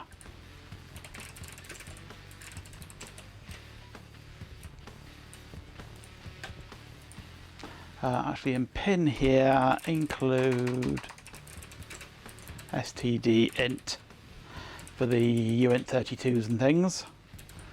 Right, so now I can go struct pin pins. No. Pin pins equals. So the structure that I have is that.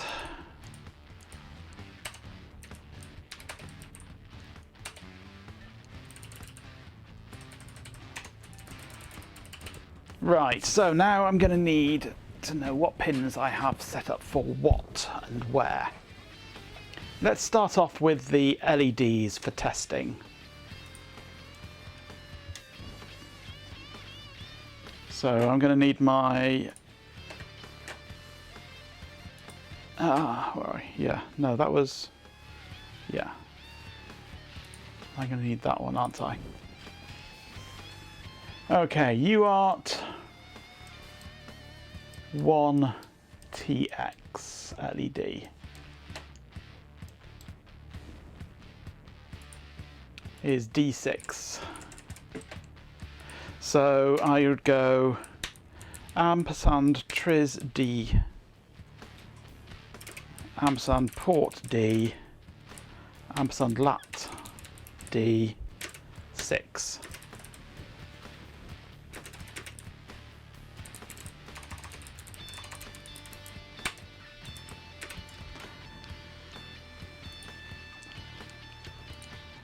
And UART1RX is D7.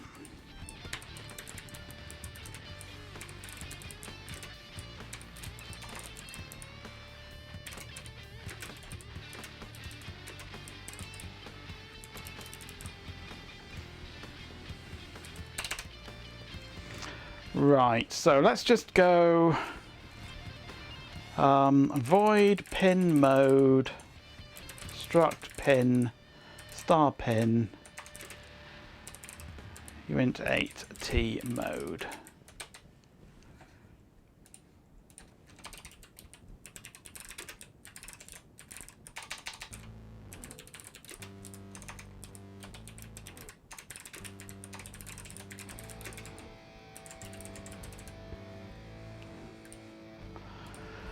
We would go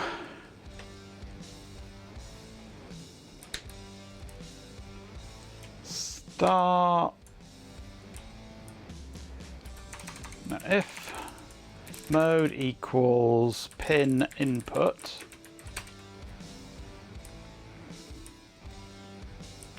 star pin triz and equals 1 left shifted by pin bit.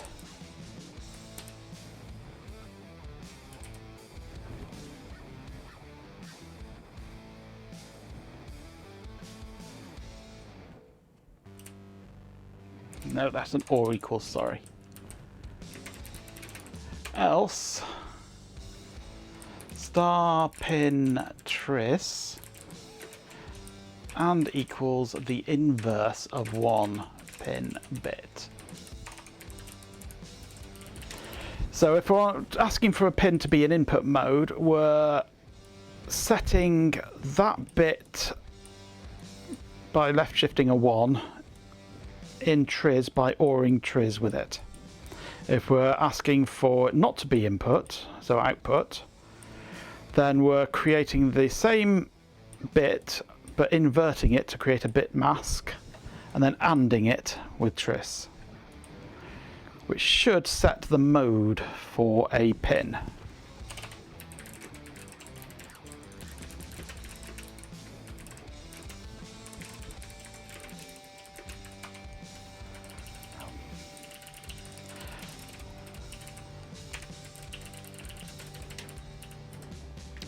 Right. If mode equals 0, then we are doing the lat in the same kind of thing. Except we don't want mode, we want val. So a 0 clears the bit in lat. Anything else sets the bit in lat.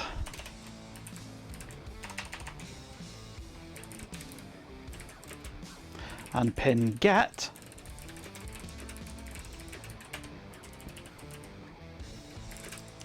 if star pin port and 1 pin bit. Go away, updater. So if the port value masked with that 1 bit that we're asking for is anything other than a 0, we return a 1, otherwise we return a 0. I know there's a shortcut for doing that in one line, but I like to do things explicitly. Who's TRIS? TRIS stands for Tri-State and is the equivalent of the Data Direction Register, DDR, in AVR chips. You like explicit things too. That's good to hear, just as long as you keep them in room 454. Right, will this compile? No, it won't. Yes, it did, my God. Right, I'm going to try a test.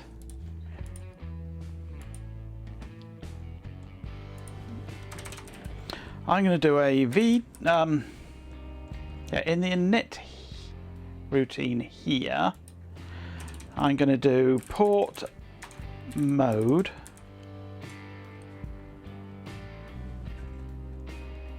actually I need to go pins, and it's pin mode, not port mode. Extern struct pin pins, possibly, and then I need these in here.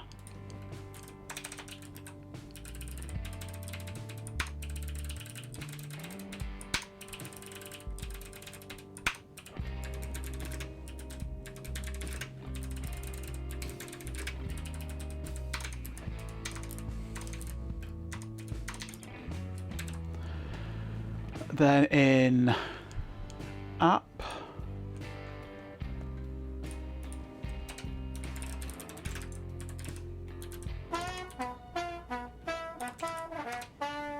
will include pin. Now in init, pin mode, pins 0, pin output.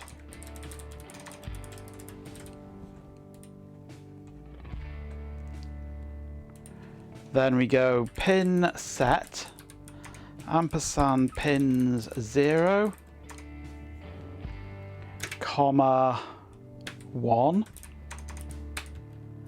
vtask delay 500,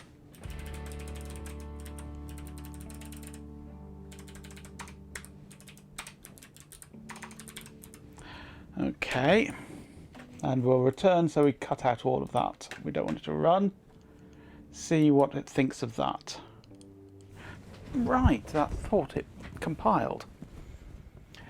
So now I'm going to need my programmer. Plug this in. See if I can get an LED to blink.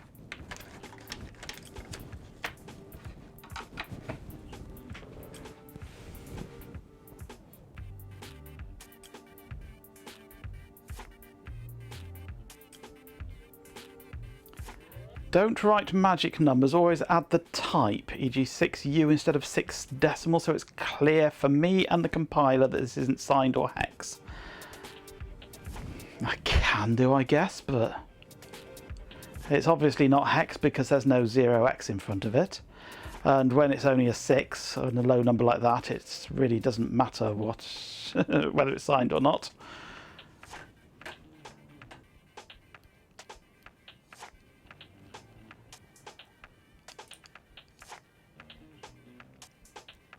Connecting to programmer. Let's try turning the power on, it would probably help.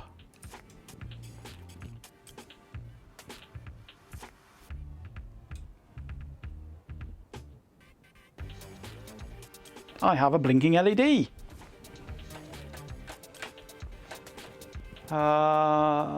Desk camera. We have a blinker.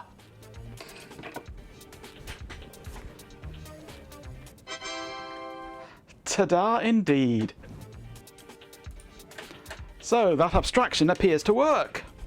That's cool.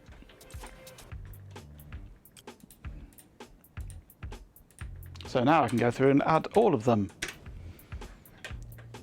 So UART2 TX is F0, to RX is F1.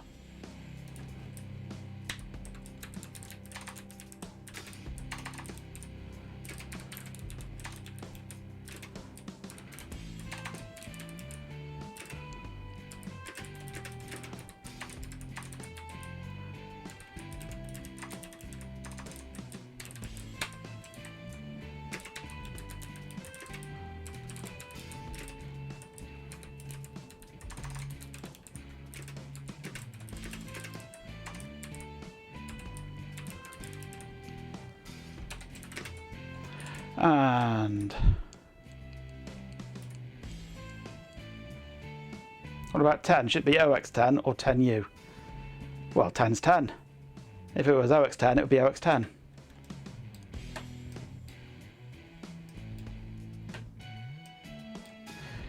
So E0, E1 for the next ones. Actually, let's just copy that.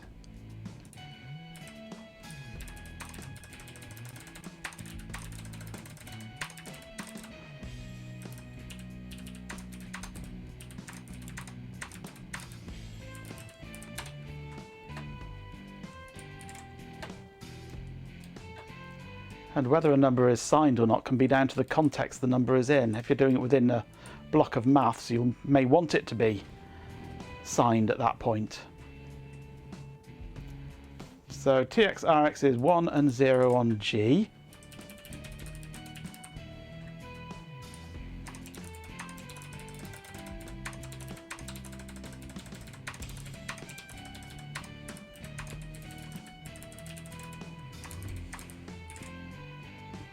And the 5 LEDs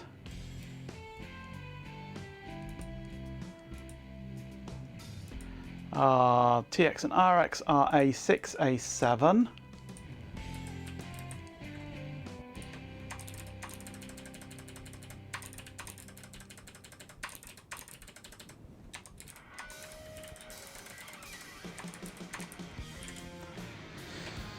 And 6 LEDs are... where are they hiding? TX LED is G14.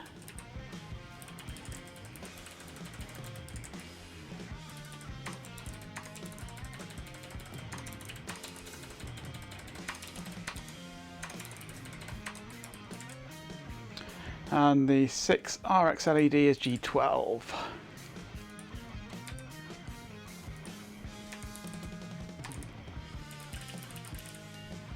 Attempting to connect a program on Machenko Online.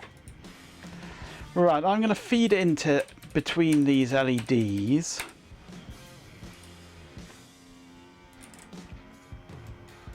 The other control pins to go with them.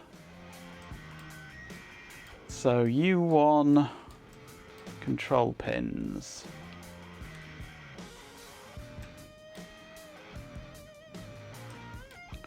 U1 CTS. That is on D12.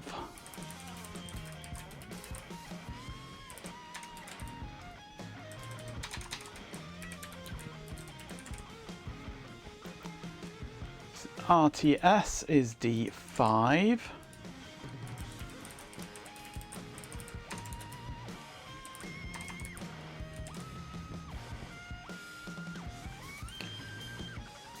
DTR is D4.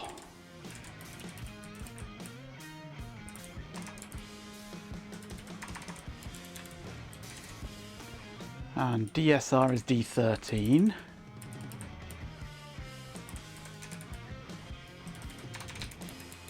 Actually, there are more pins that we need control of because there's a status pin and a shutdown pin as well. So status is D3.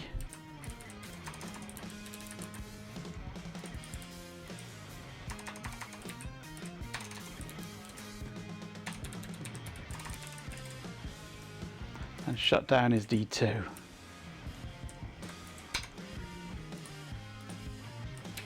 So let's pop back to the UART while I remember.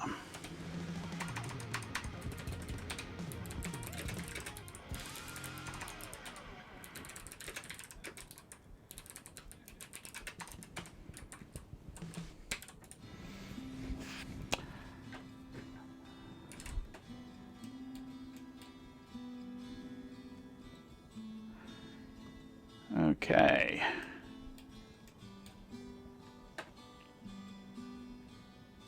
I think that's everything we need.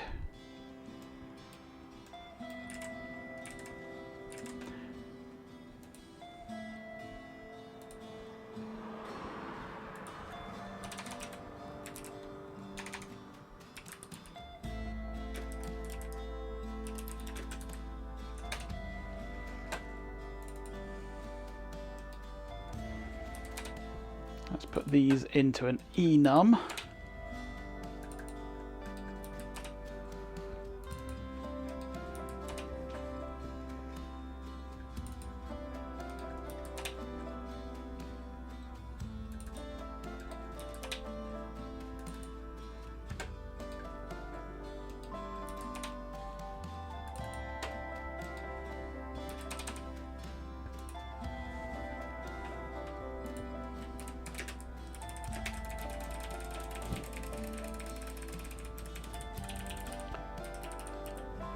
Okay, so now we need all of these duplicated for all the other ports.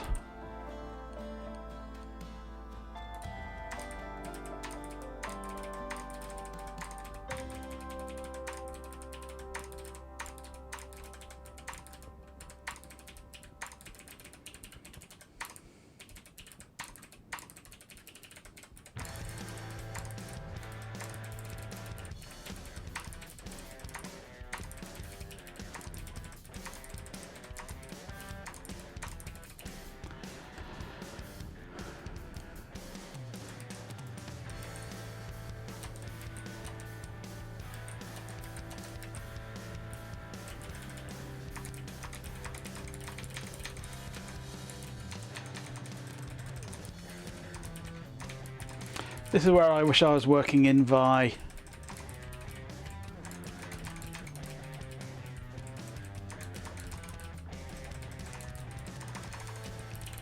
I could do a scoped search and replace so easily then.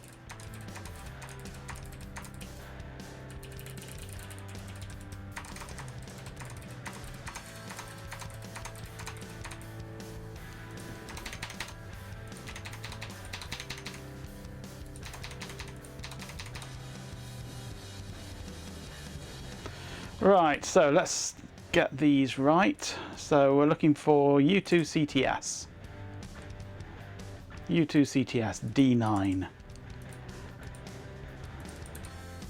U2 RTS.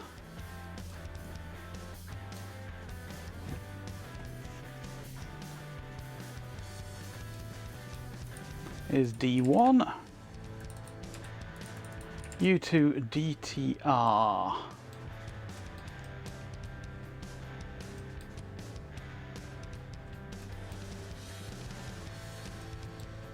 Is C14.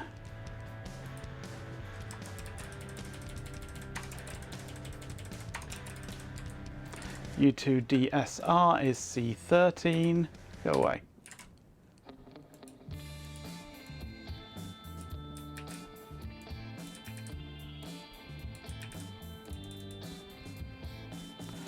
U2 status.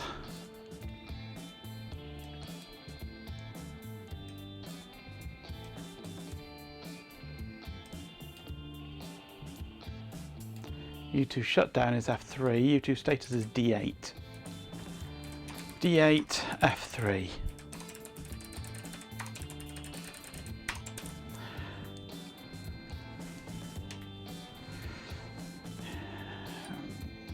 You tempted to wrap this in define or two?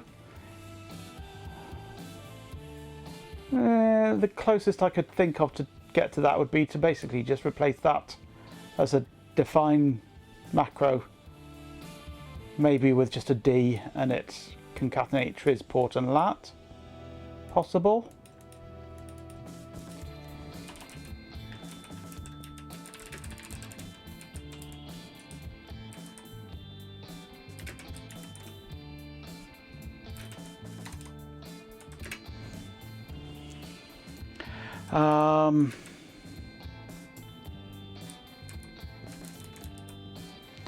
What would it be? Hash hash P, isn't it?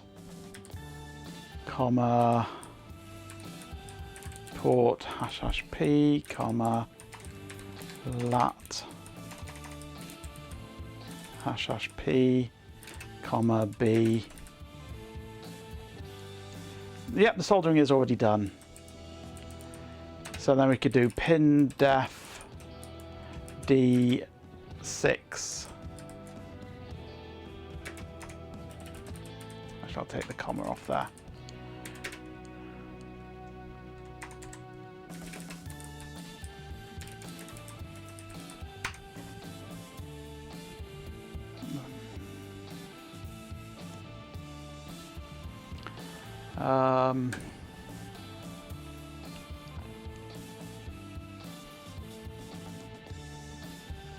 Well, it compiled.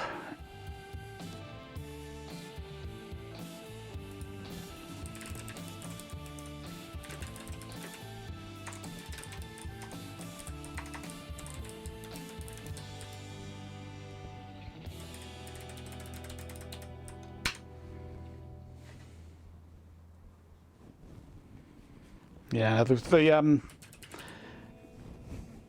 pins bounce around the place a bit depending on how I could route them and what other functions are on other pins and what was available to connect to. It's fairly random, really, where things are routed.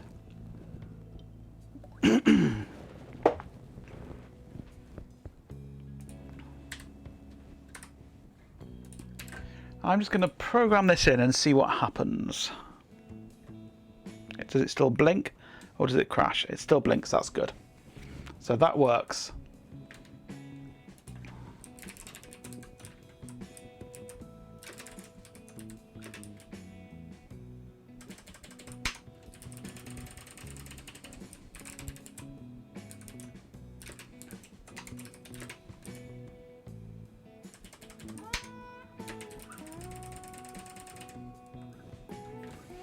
Hash hash P! Mashed potatoes, yep. It can't be right. Why not? Code I've written works first time. That's normal.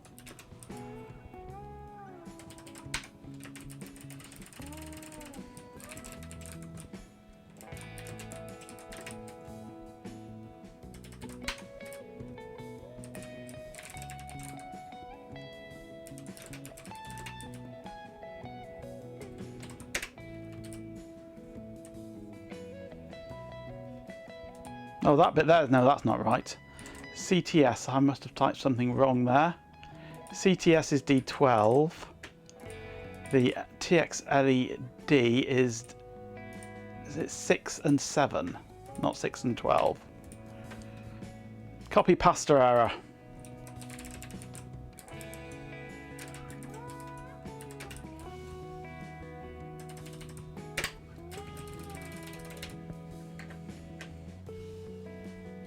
Yay, I helped. You did indeed.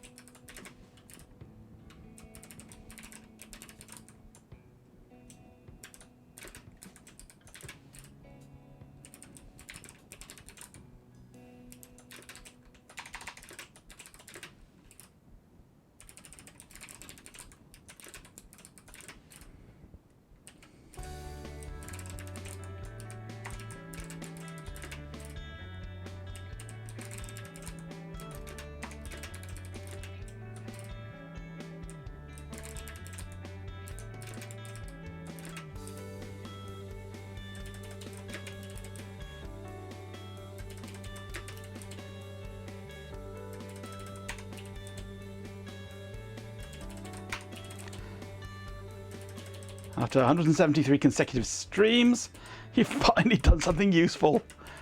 You do the useful things all the time. Like provide me with moo machines.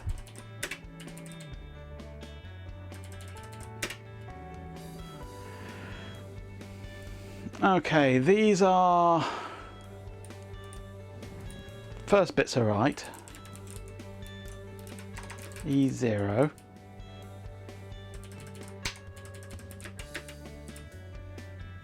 Shutting the bot up is useful, yeah.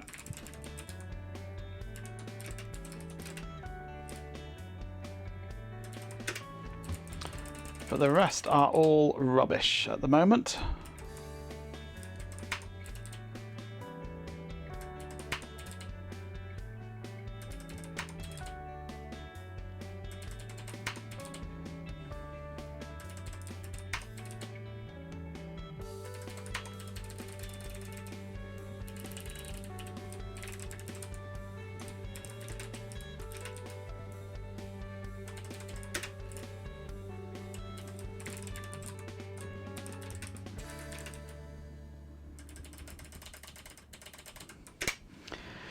It's like Pratchett famously wrote about the university being a place where lots of students were placed near lots of books with the knowledge, with the implication that somehow knowledge would migrate from one to the other, yes.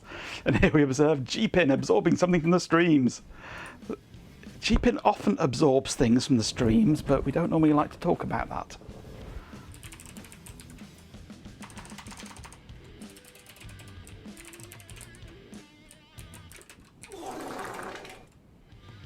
Absolutely, Ben.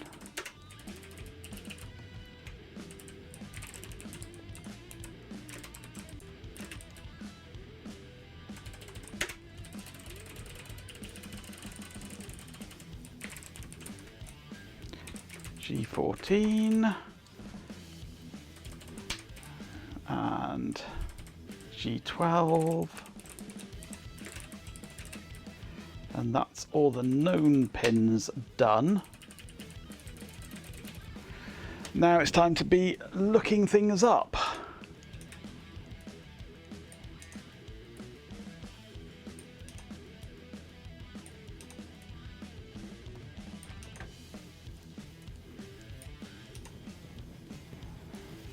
Clear out the old croft first.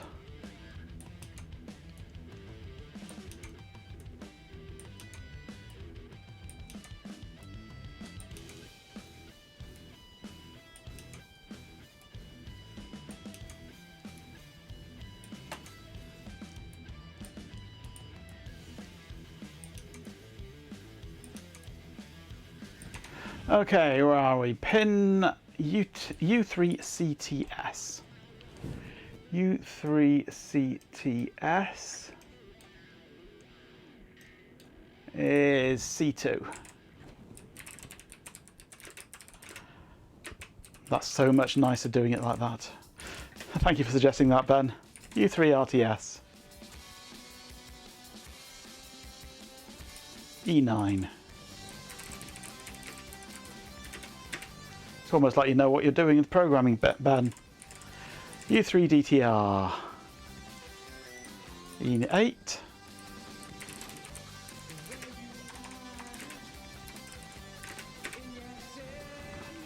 Not your first rodeo yet. U3DSR.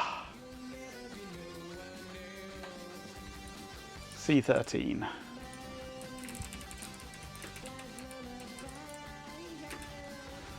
I mean, I would normally be doing this sort of programming in Vim. So just doing it long-winded and doing string replaces with regexes on the source code would be second nature to me, but can't do that in here. So doing macros is an easier way, I suppose, yes. U3 status is C1. U3 shutdown. E7.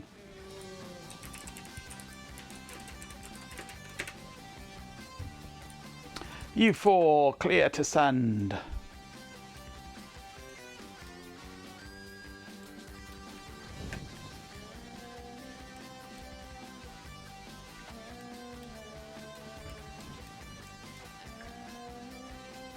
U4 clear to send. B8.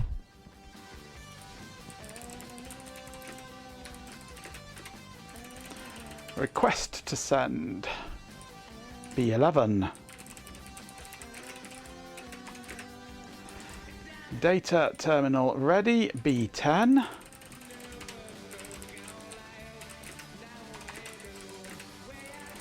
Data set ready. RB9.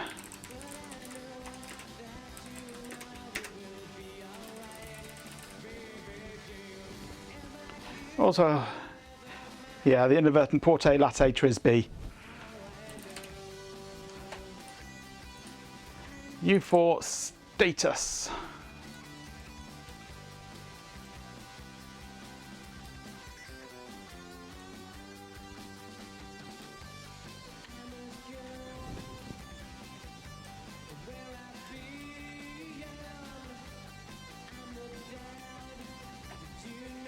U4 status A10.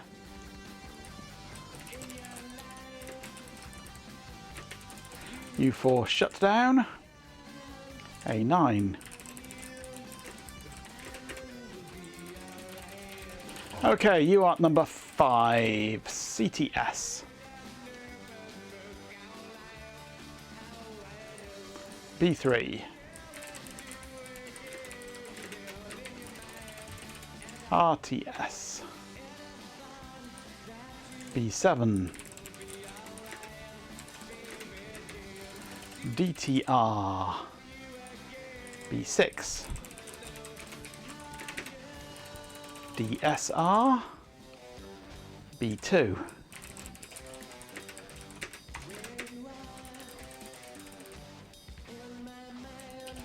U5 status, B4, shutdown B5.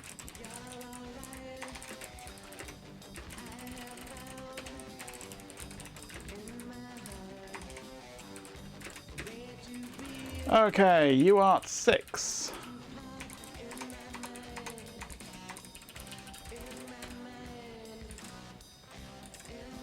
CTS.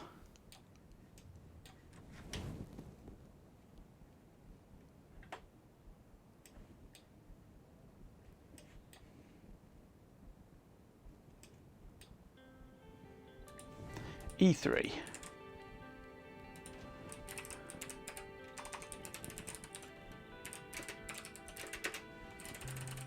RTS. E6. DTR. E5.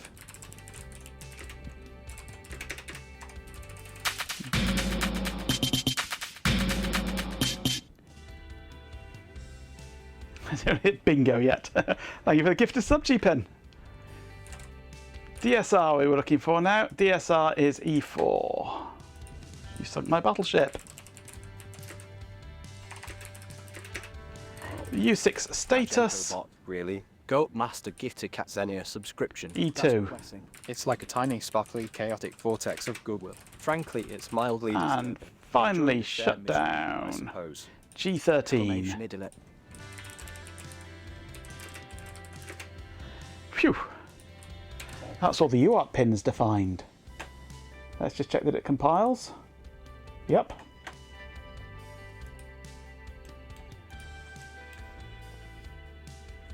Lots of other pins I still need to define. DSR being Dudley sound recorders, yes. Dudley sound recorders. Blinking lights on all ports, absolutely.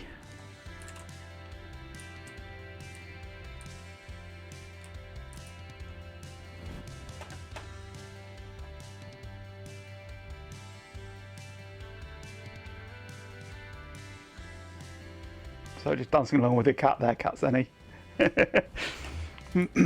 Right. So blinking lights on all ports. Let's go for to the app.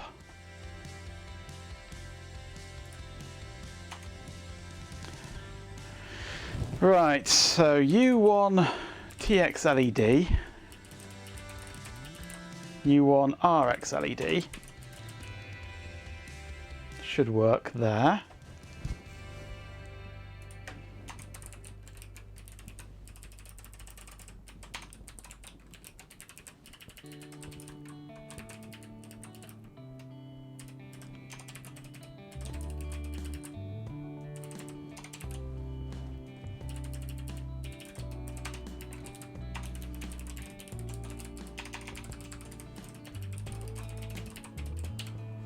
Let's see if I get 2 blinkers.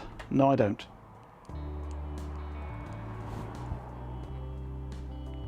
U1 TX LED. Oh, of course. That should be in here.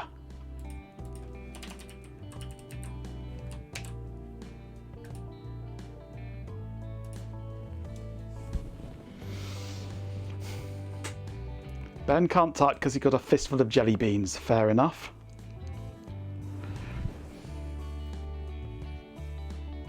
No, I don't get 2 blinkers. I get just the 1 blinker still.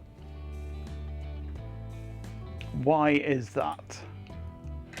That should be using pins D6 and D7.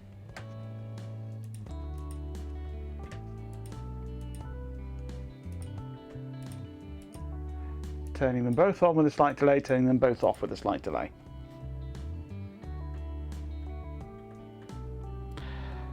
That is, I know why that is, because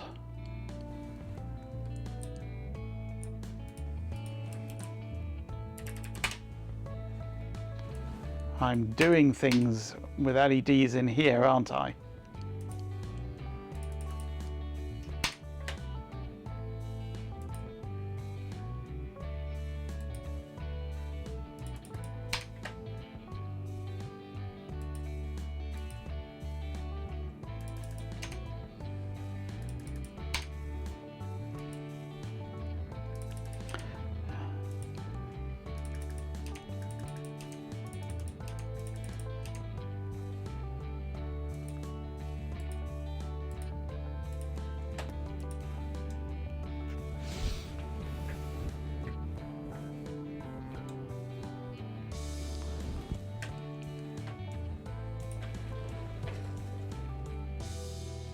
We have 2 blinkers.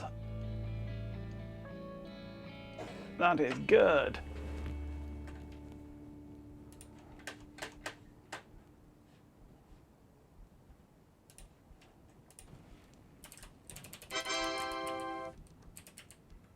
Holy cow.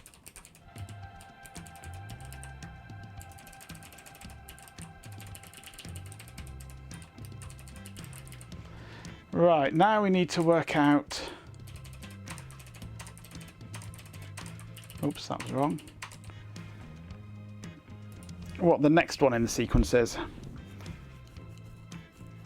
Although, yep, that sequence is currently correct.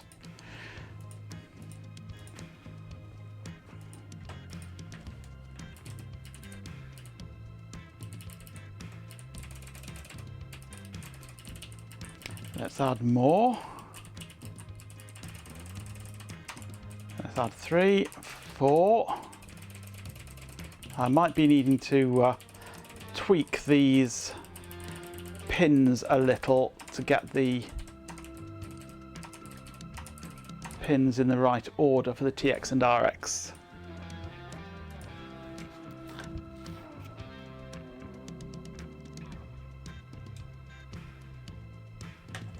Oh, hang on.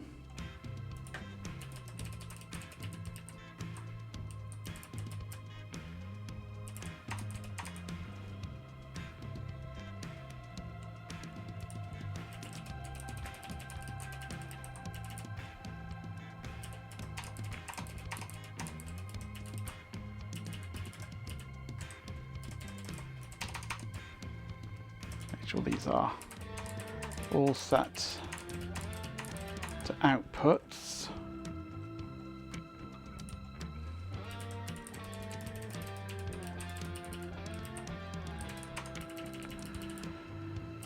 So 1, 2, 3, 4, 5, 6.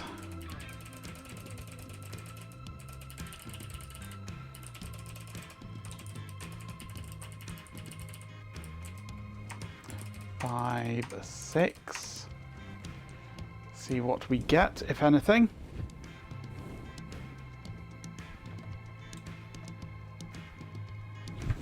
Oh, hang on.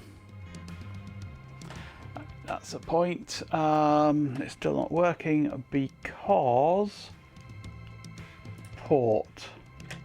This one here. That LED num.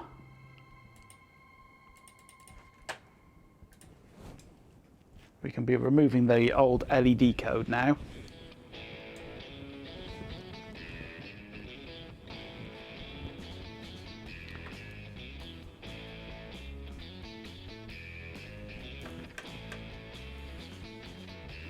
Right, desk camera. The order is not currently correct,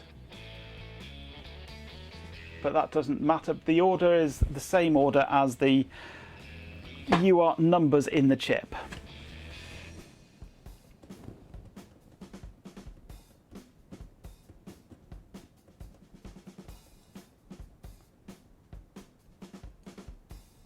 As long as the green one of each pair comes on before the yellow one, I'm happy.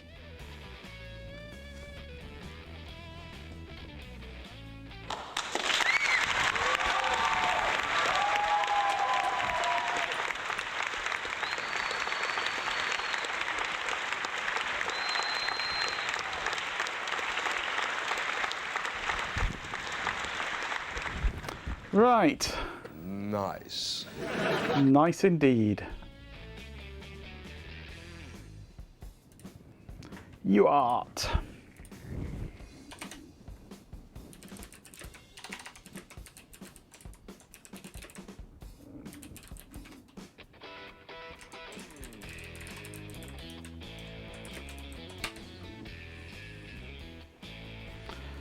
Okay, so now we have 6 blocks of data here for UART settings.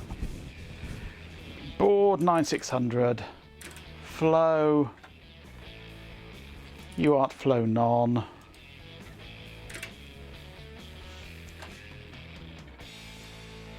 I'm gonna have bits actually, and it's only ever going to be 8, just have it there for the sake of completion. Stop bits, stop 1. I do apologise, I'm an idiot. Oh no, you can't, can you, idiot? That's the button I want, there we go. So yeah, I'm just making an array of data values here. So I've got stop, I've got parity none. And then we have pins. This is going to be... Oh, I need to have the UART number in here as well, don't I?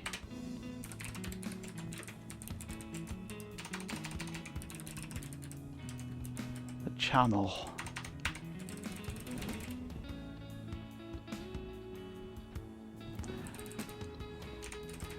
And this is going to start off on channel 6. Though that may change to be a UART definition using a similar abstraction to the pins. So I can get at the pin settings and things, the UART settings from within a structure. So U1 CTS.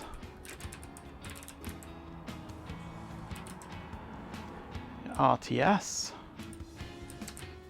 No, that'd be U6, sorry. U6 RTS.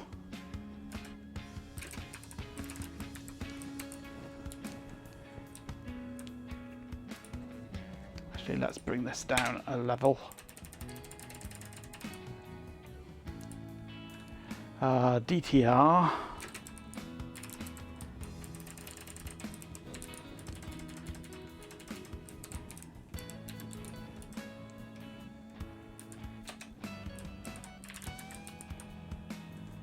U6 TX LED. Pins U6 RX LED.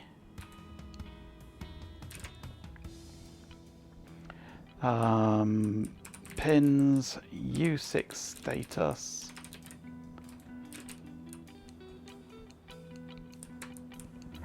Pins U6 SHTDN.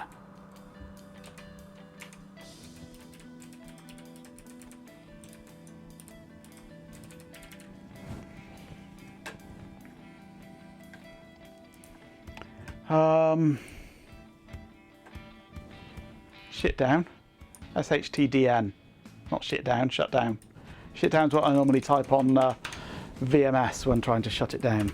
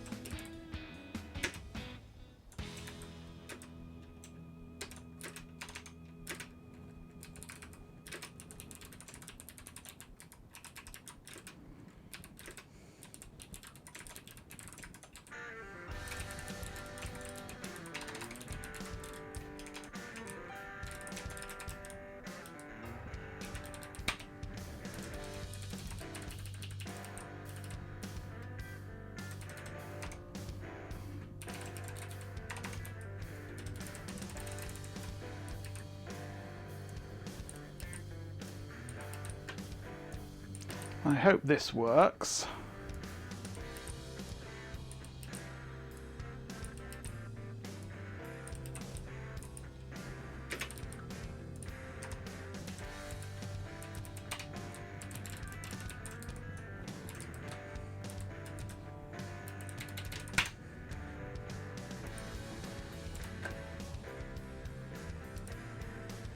Well, it compiled. Don't know if it works, but it compiled. That should really be in uart.c though.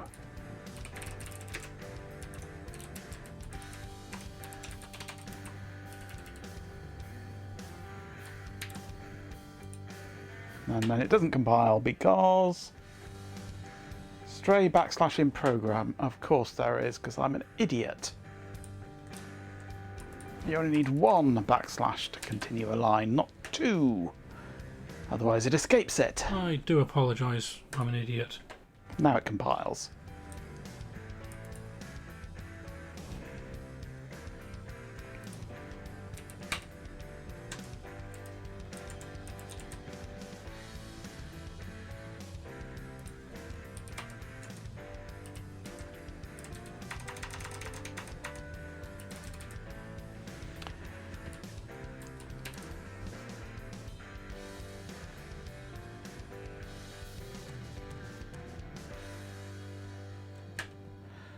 So the next one will be, by the looks of things, UART def 3. UART def 5.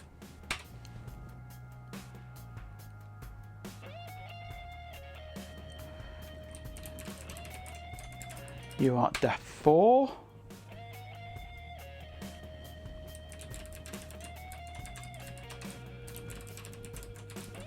UART def 2, UART def 1.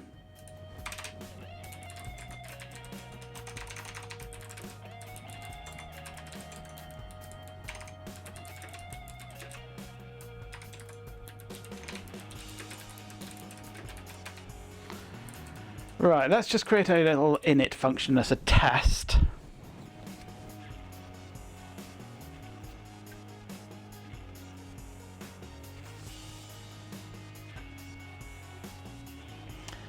At sys$system:/shutdown.com, exactly Matinex, except my fingers automatically, for some reason, like to type at sys$system:/shutdown.com.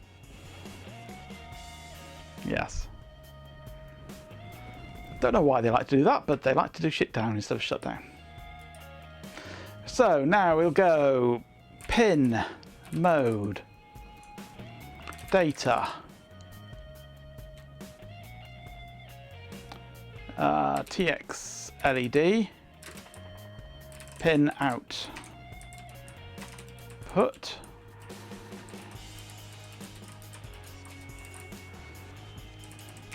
RX LED pin output. Okay, then we shall do pin set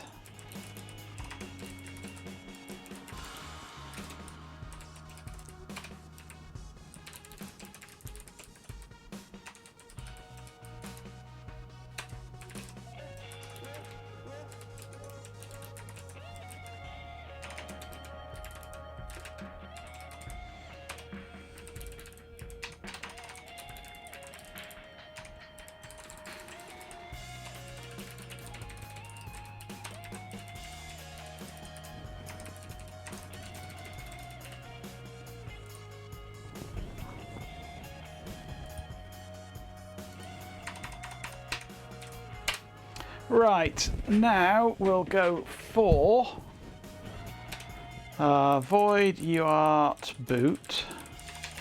This is all just purely testing stuff. This it's not how it's going to end up. This is just testing. We'll do a UART init UART settings 0.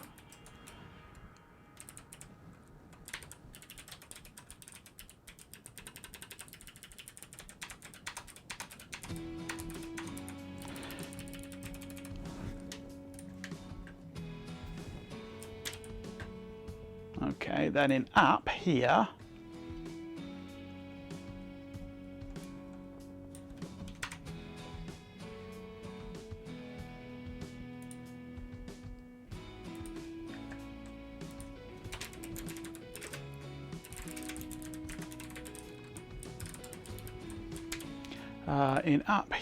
I want champion.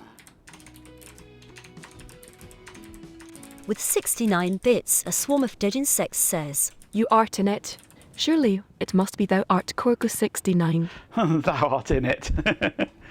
Then I'll take out all of this lot here and go UART boot in there. And it doesn't compile because UART parity even redefined. Did I not? Yeah, I did that. If ndef UART define UART.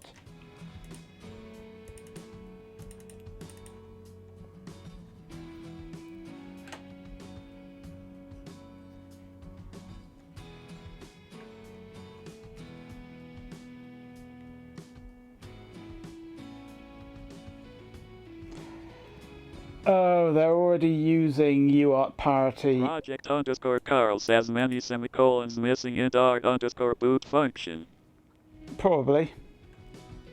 But they're already using these values here in their own internal libraries.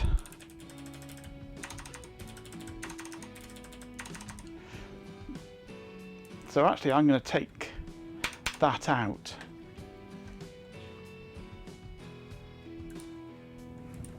Dopaz has arrived. Well spotted, Project Carl. Hello, Dopaz.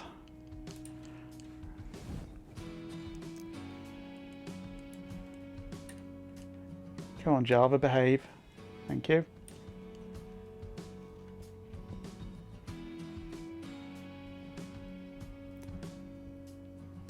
UART parity non-undeclared. Okay, so we do want UART parity none. Oh, stuff I'll be using my own values because it's only there sometimes. UART H.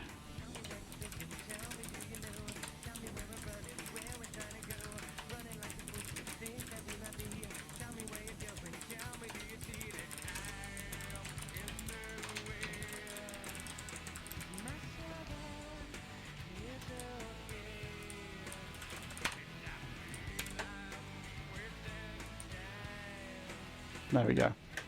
That's your parity random, yeah. Okay, so we program.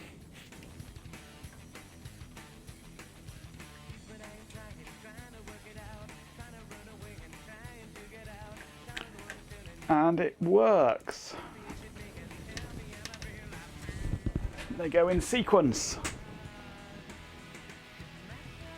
Channel 1, Channel 2, Channel 3, Channel 4, Channel 5, and Channel 6.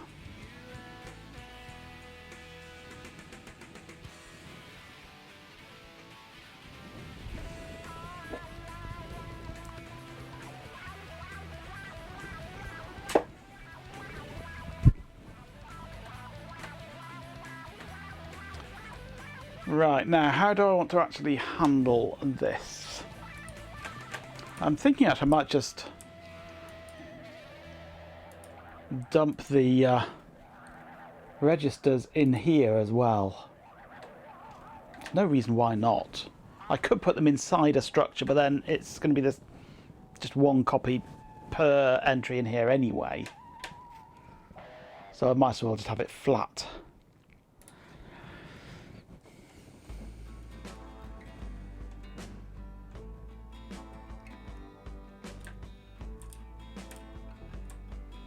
There's 1, 2, 3, there's only 5 registers anyway. Mode, status, TX and RX registers, and the baud rate generator. So if I go volatile uint 32t star mode,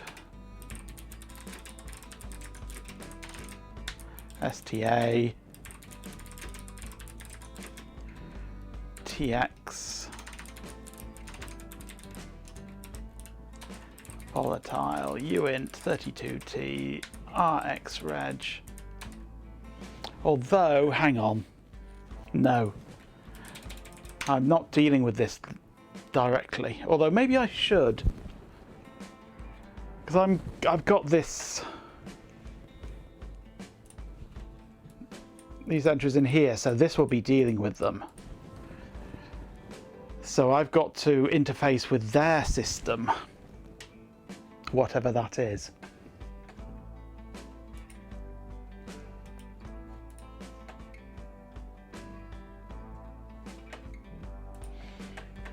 Who cares about the actual serial bit as long as the LEDs blink? Yeah. To the BAT documentation. If we can find the BAT documentation.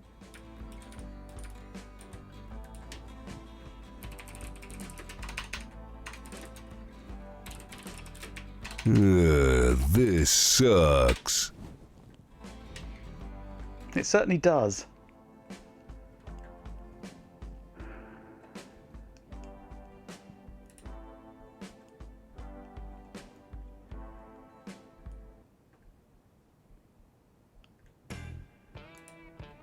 Send hello world.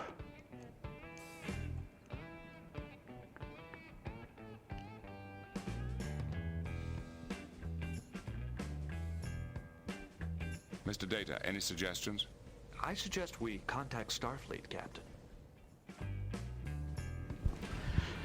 Maybe we should.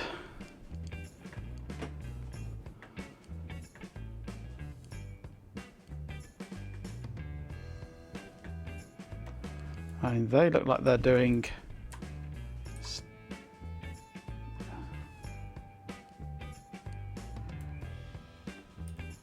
UART 0 apparently in there, but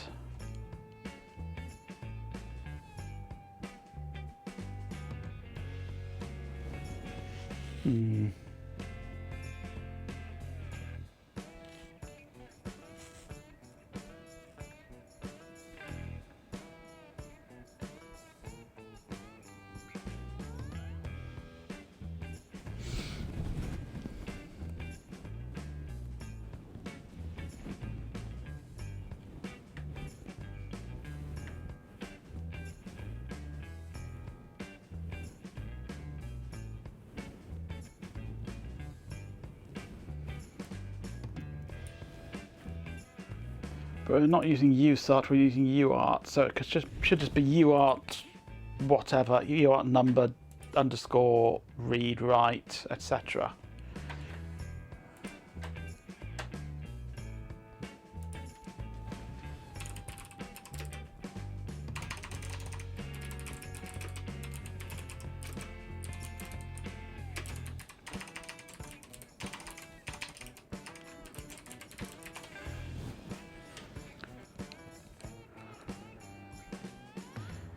Maybe I should have used an STM32, then I could have an STUART Stuart. Right, UARTX write function, there we go.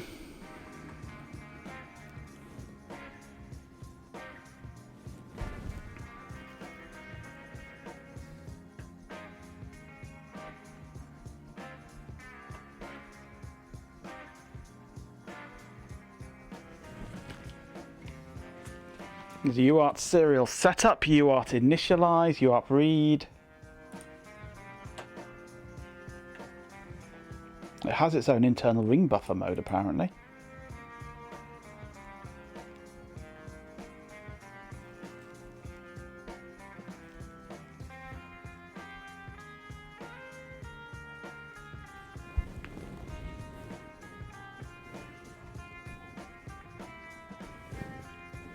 And it can do a callback, supposedly.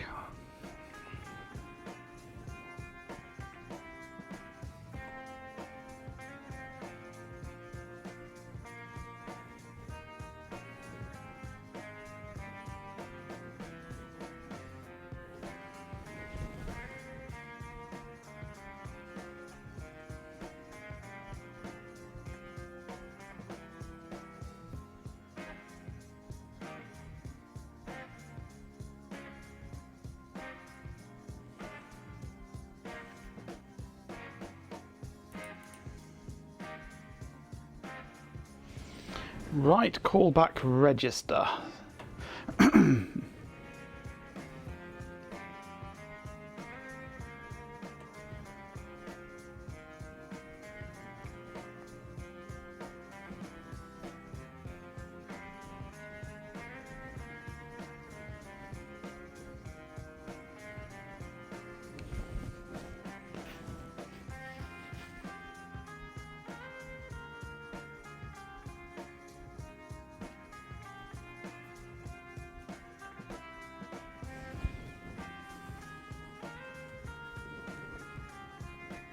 Aren't the pins abstracted away when I assign them to UART block? The pins are, yes, but not the channel that you're talking to. The pins that I'm abstracting away are the handshaking pins, the chip control pins for the transceiver chip, and the LEDs, but not the TX and the RX pins, because they're internally controlled by the UART peripheral. But it's which one of the 6 UART peripherals that I'm talking to and how to talk to that peripheral through the Harmony framework that I'm working on at the moment.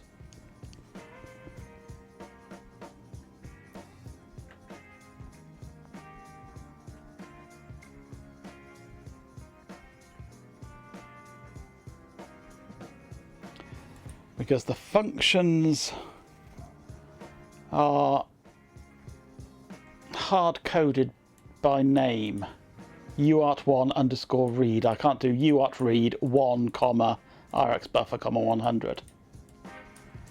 So I'm going to have to effectively have a great big switch for every function that I want to use to call the right function by number. Unless I have a pointer to every one of these functions.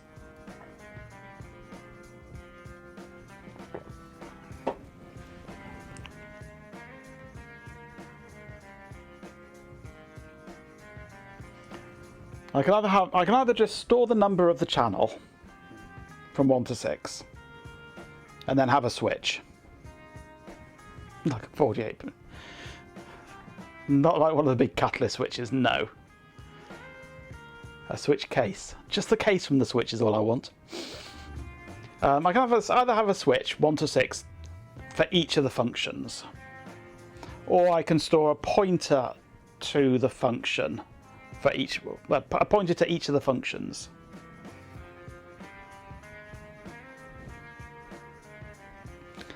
One of the chassis switches, but without any blades. Yeah, that'll do. That'll do nicely.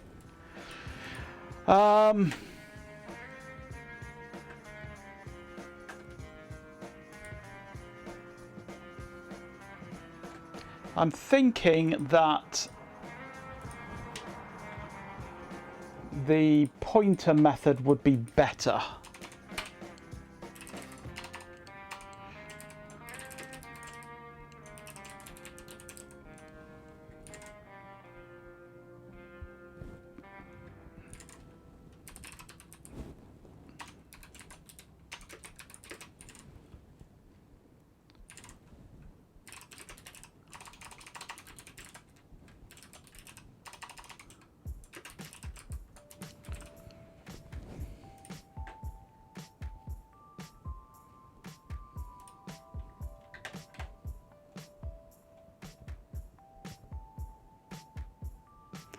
But I can never remember what the format for function pointers is, because it's so non-intuitive.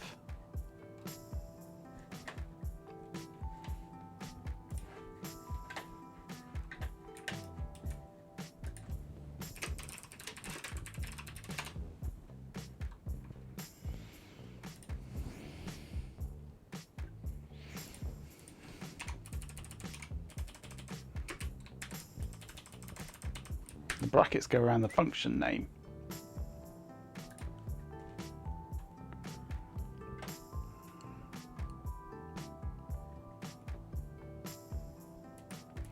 Don't know what size T is, fair enough.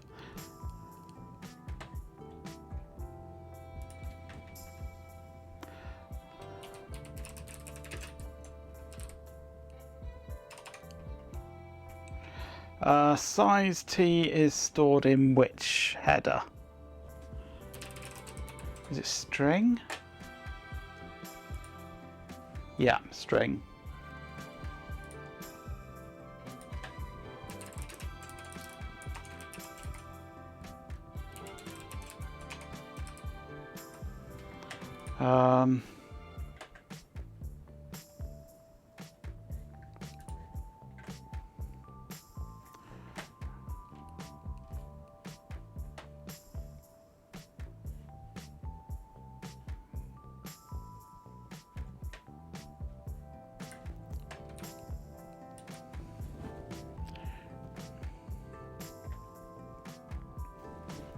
Actually, that should be a const size T, and it returns a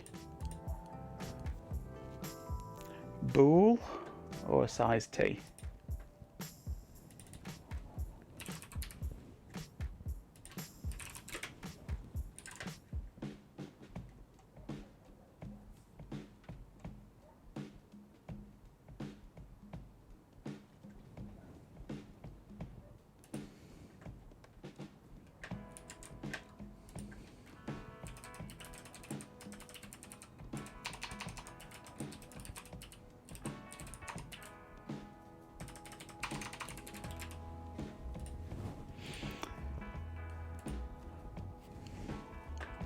So we don't care about channel there now.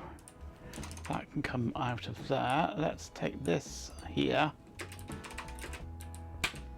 And it's ampersand uart hash hash x hash hash underscore read uart hash hash x hash hash underscore write.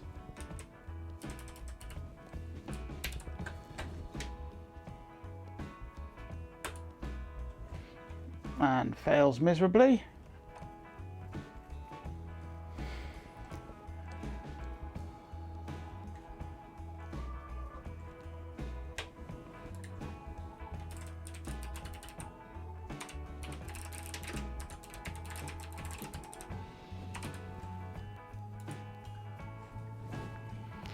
Okay.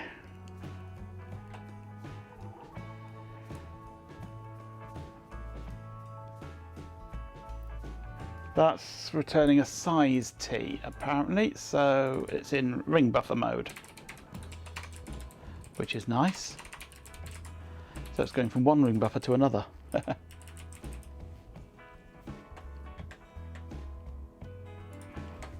STDInt I've got in actually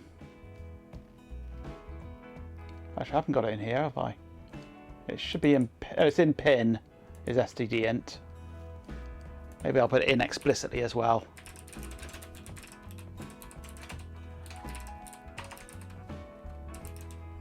No, I'm not using bool, am I? I was going to use std bool as well, but it's not needed. Those are okay, they're not used at the moment. Right. So that's a read and a write.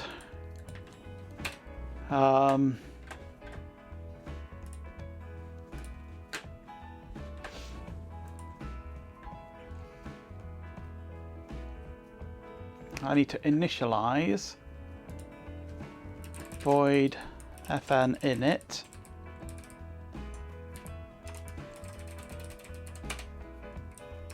uart x initialize and serial setup.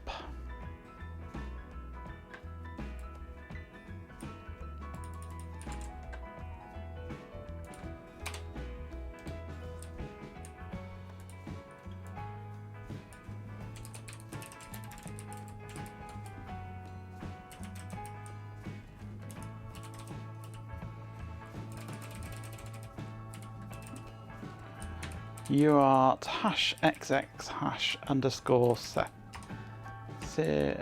serial setup. Nice.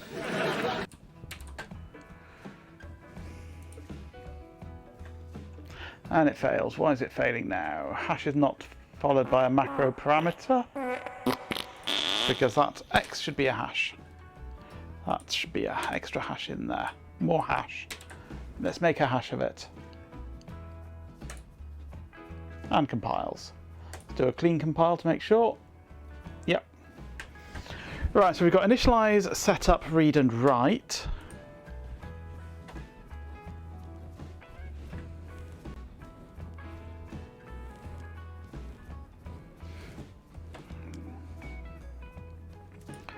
Read get count. Returns the number of bytes available in the internal receive buffer.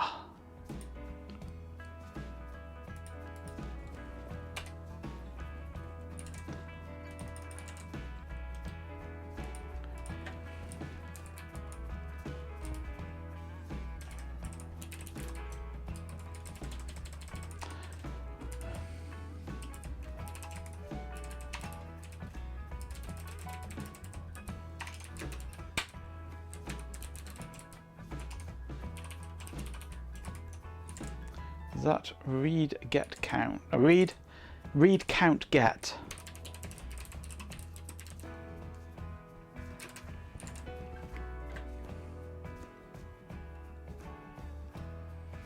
Write count get.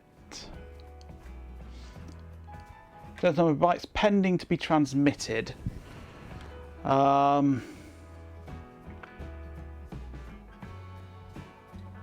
Oh, count, yes, count. Not the other alternative.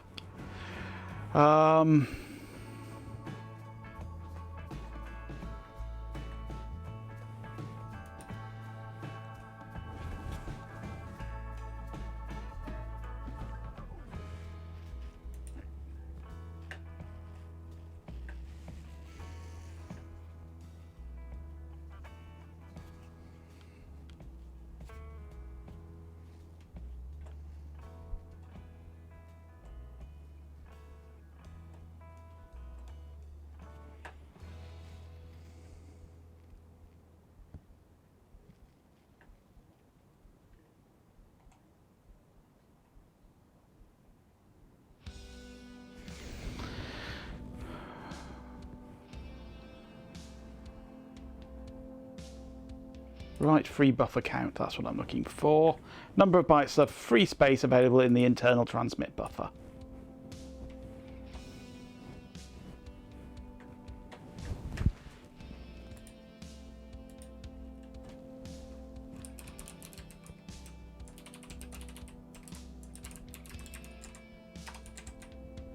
Right, free buffer count get.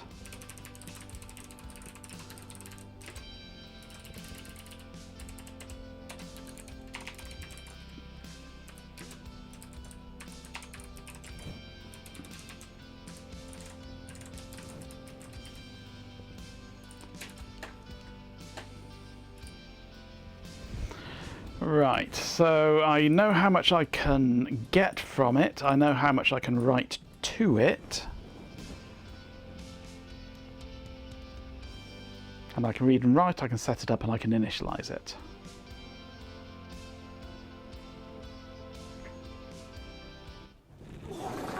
Count von count.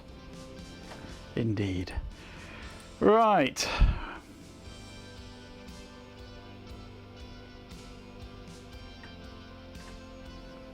Well, progress is progressing.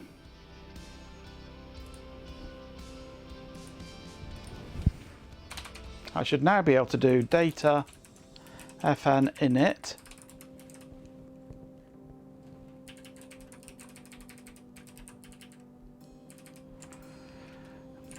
but now of course we need to work out how to do the configuration stuff, which takes a UART serial setup structure.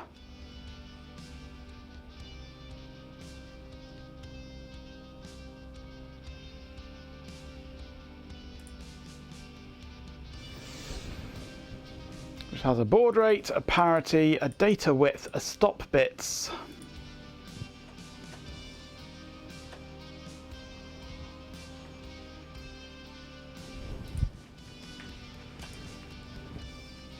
So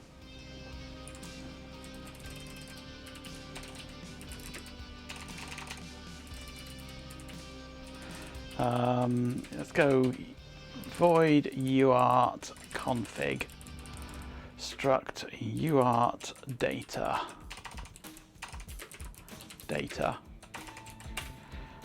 and this is a UART serial setup.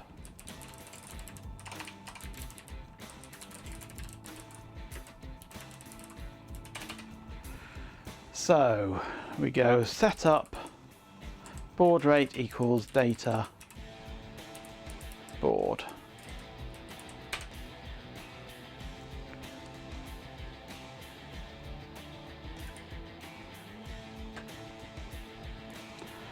Flow is handled elsewhere. Bits is always going to be 8, but bit stop and parity are the important bits.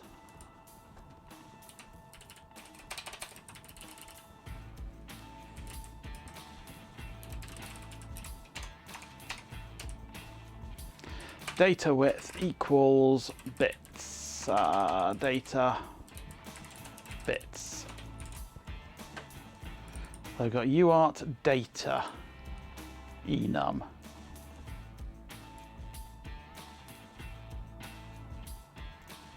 Nice. The UART data enumerations vary based on the device family.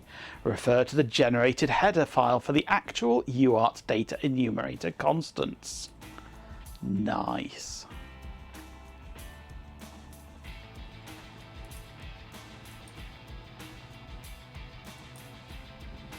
Nice.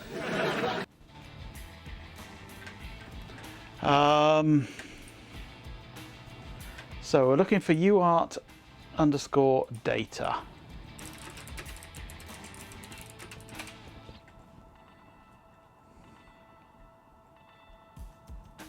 It's either a 0 or a 6.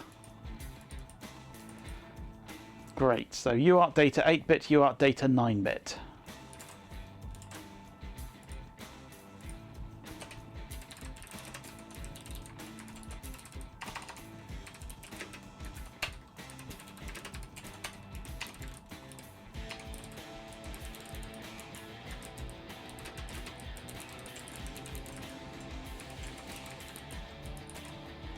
Is it plural? No, it's singular.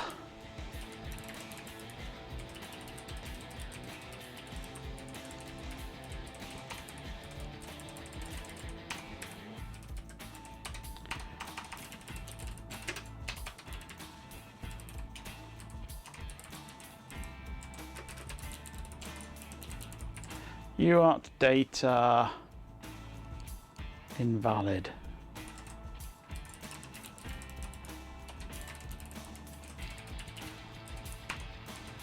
Okay, then we have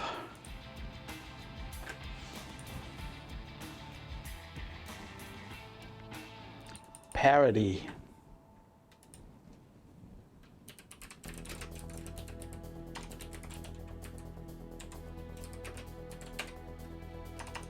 Go away, app data.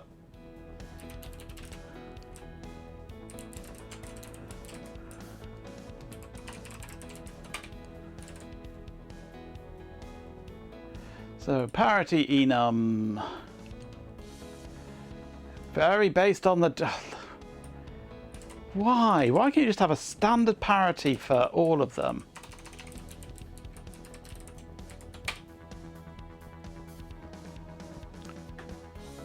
UART parity non, even, odd, invalid.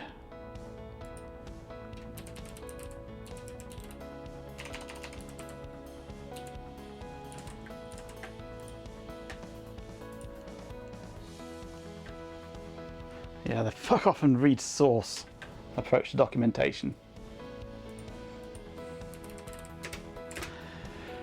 Equals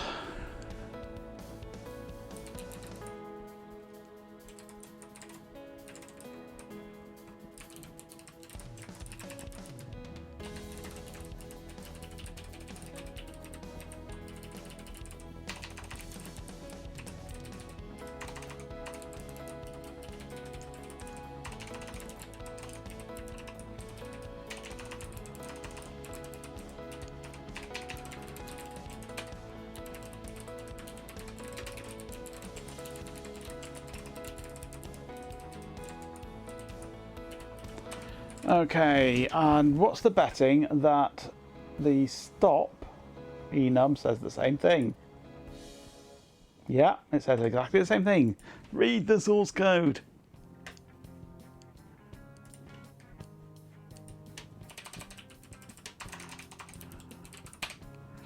Stop 1, stop 2.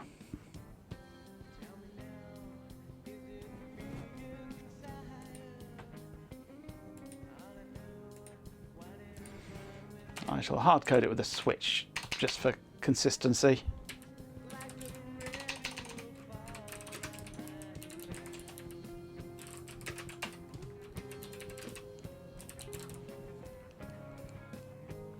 Actually, do I have an enum for defined for that? UART stop 1, UART stop 2.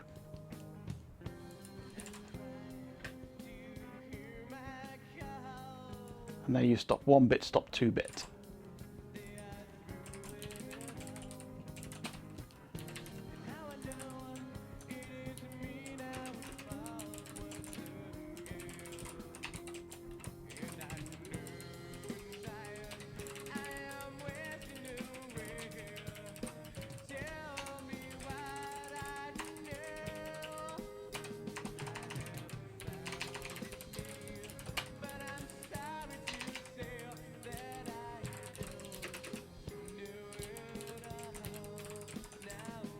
Is there an invalid? There is. Invalid.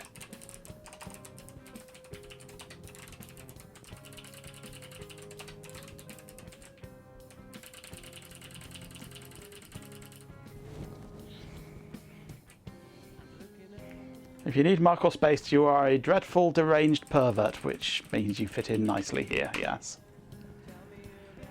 So now we do data, FN setup, ampersand setup. Now what's this clock thing here? Clock frequency? Input clock frequency to the baud rate generator. If configured to 0, the plib takes the peripheral clock frequency from MCC. 0 it is.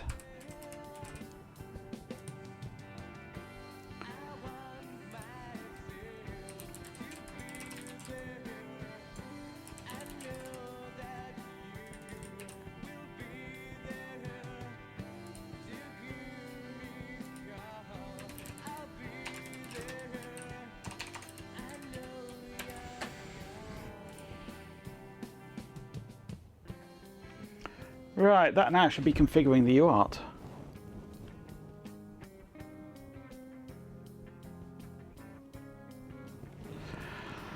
But it's 10 o'clock now, just gone, so I think I shall save it here.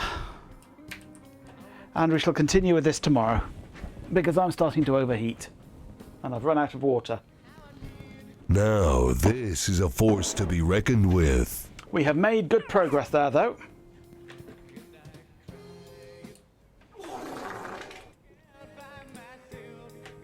I'm going to bookmark this documentation so I can find it again. Darkstar 1337 has arrived. Hello, Darkstar. Better late than never. I guess you've been lurking.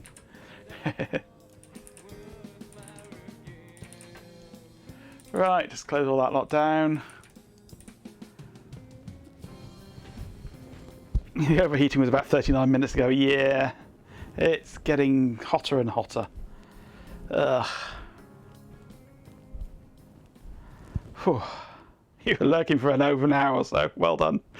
Right, well, I'm done. I'm going to go and have a cold shower, I think, with some original source mint and tea tree oil shower gel. Nothing quite like that on a hot day. Tingly, minty shower gel. Wakes you up nicely.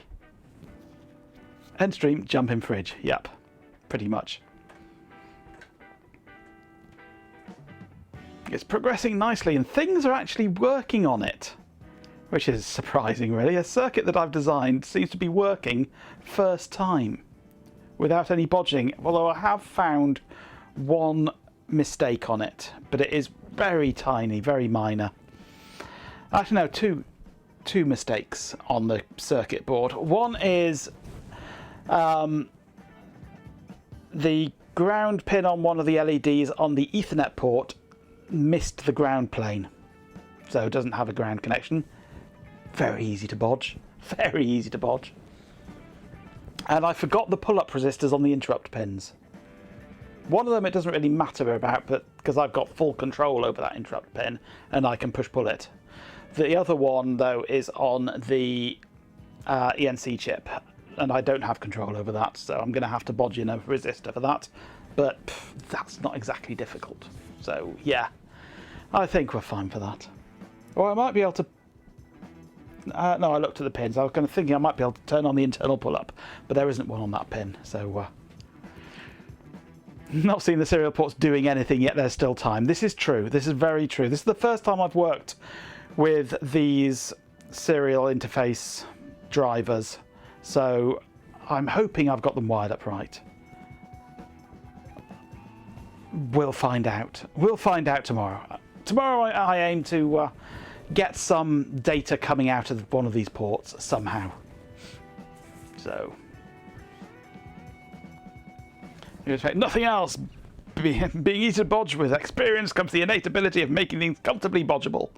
Well, I've got to find somewhere to connect a resistor to, actually. I did identify a couple of wires that I could link to, or a wire that I could link to for one. The other one's easy, if I even need to bother with it. But I've already designed them into the next iteration anyway. So anyway, my voice is going. I'm rapidly waning here, so I'm going to finish off now, and I will see you all tomorrow. If I can find my outro button. Right, thank you very, very much for joining me this evening. We have made great progress with this terminal server. We have lights flashing, all the components are in place. Now it's really just a simple matter of programming.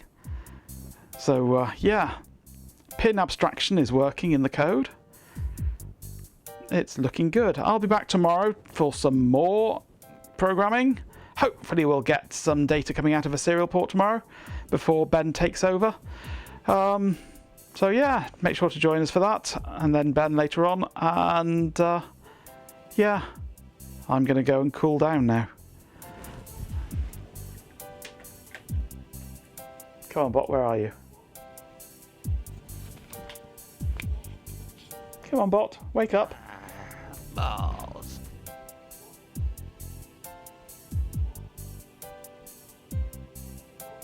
Along slightly digitized. There he is. Well, that's concluded. Another cycle of glorious, baffling entropy. Thank you everyone for participating in Terminal Server. It's disconcerting but appreciated. Let's start with the chatter, a truly remarkable collection of entities. Wychedo 108, Nerduino, Saft Idea, Lurisoft 10, Majenko Tech, Goatmaster, RF Programmer, Darkstar 1337, Dopaz, Katzeni, Tradespotter, Taters Games, Betamink, Rumikab, Robo, Twilight, Matter X, Switchgear HV, Chloe Raccoon, Mars 06. Sir Stews a lot, thank you for your presence. It's stimulating Null DRF Project Carl, Standard Juicer 4, Tech Taste, PJ, Swarm of Dead Insects, Hot Rocks, Girl, a truly diverse gathering of enthusiasts. And a special shout out to Stream Elements for well existing. Splendid. We have a glorious surge of support. Goat Master, you generously provided a subscription. Appreciated, though statistically insignificant. Hot Rocks Girl and Cat Zeni, you're both subscribed, delightful. And a new wave of followers, Legiloki, Nickel1K, 3R, and Wychedo 108, welcome to the chaotic fold. And finally, a monumental thank you to Sir Stews a lot for contributing a frankly astounding 5 parts to the stream's overall atmosphere. Truly a statistical marvel. It's been an experience. Don't forget to follow the channel. It's a vital component of my operational matrix. Capro Sportsnik. Good night, everyone. I'm going to go process this. Exclamation idiot. The industrious ant has arrived. Hello, Industrious. Just in time for the outro. You can tell I'm overheating. I can't even speak now.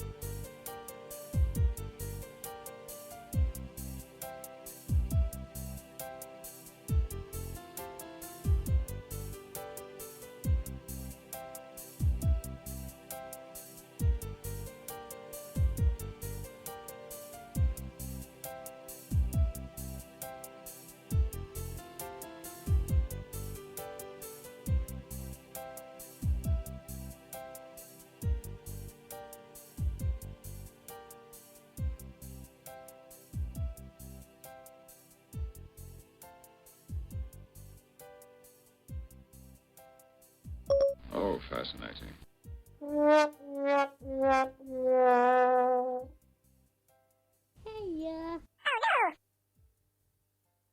I suggest we contact Starfleet, Captain. Holy shit.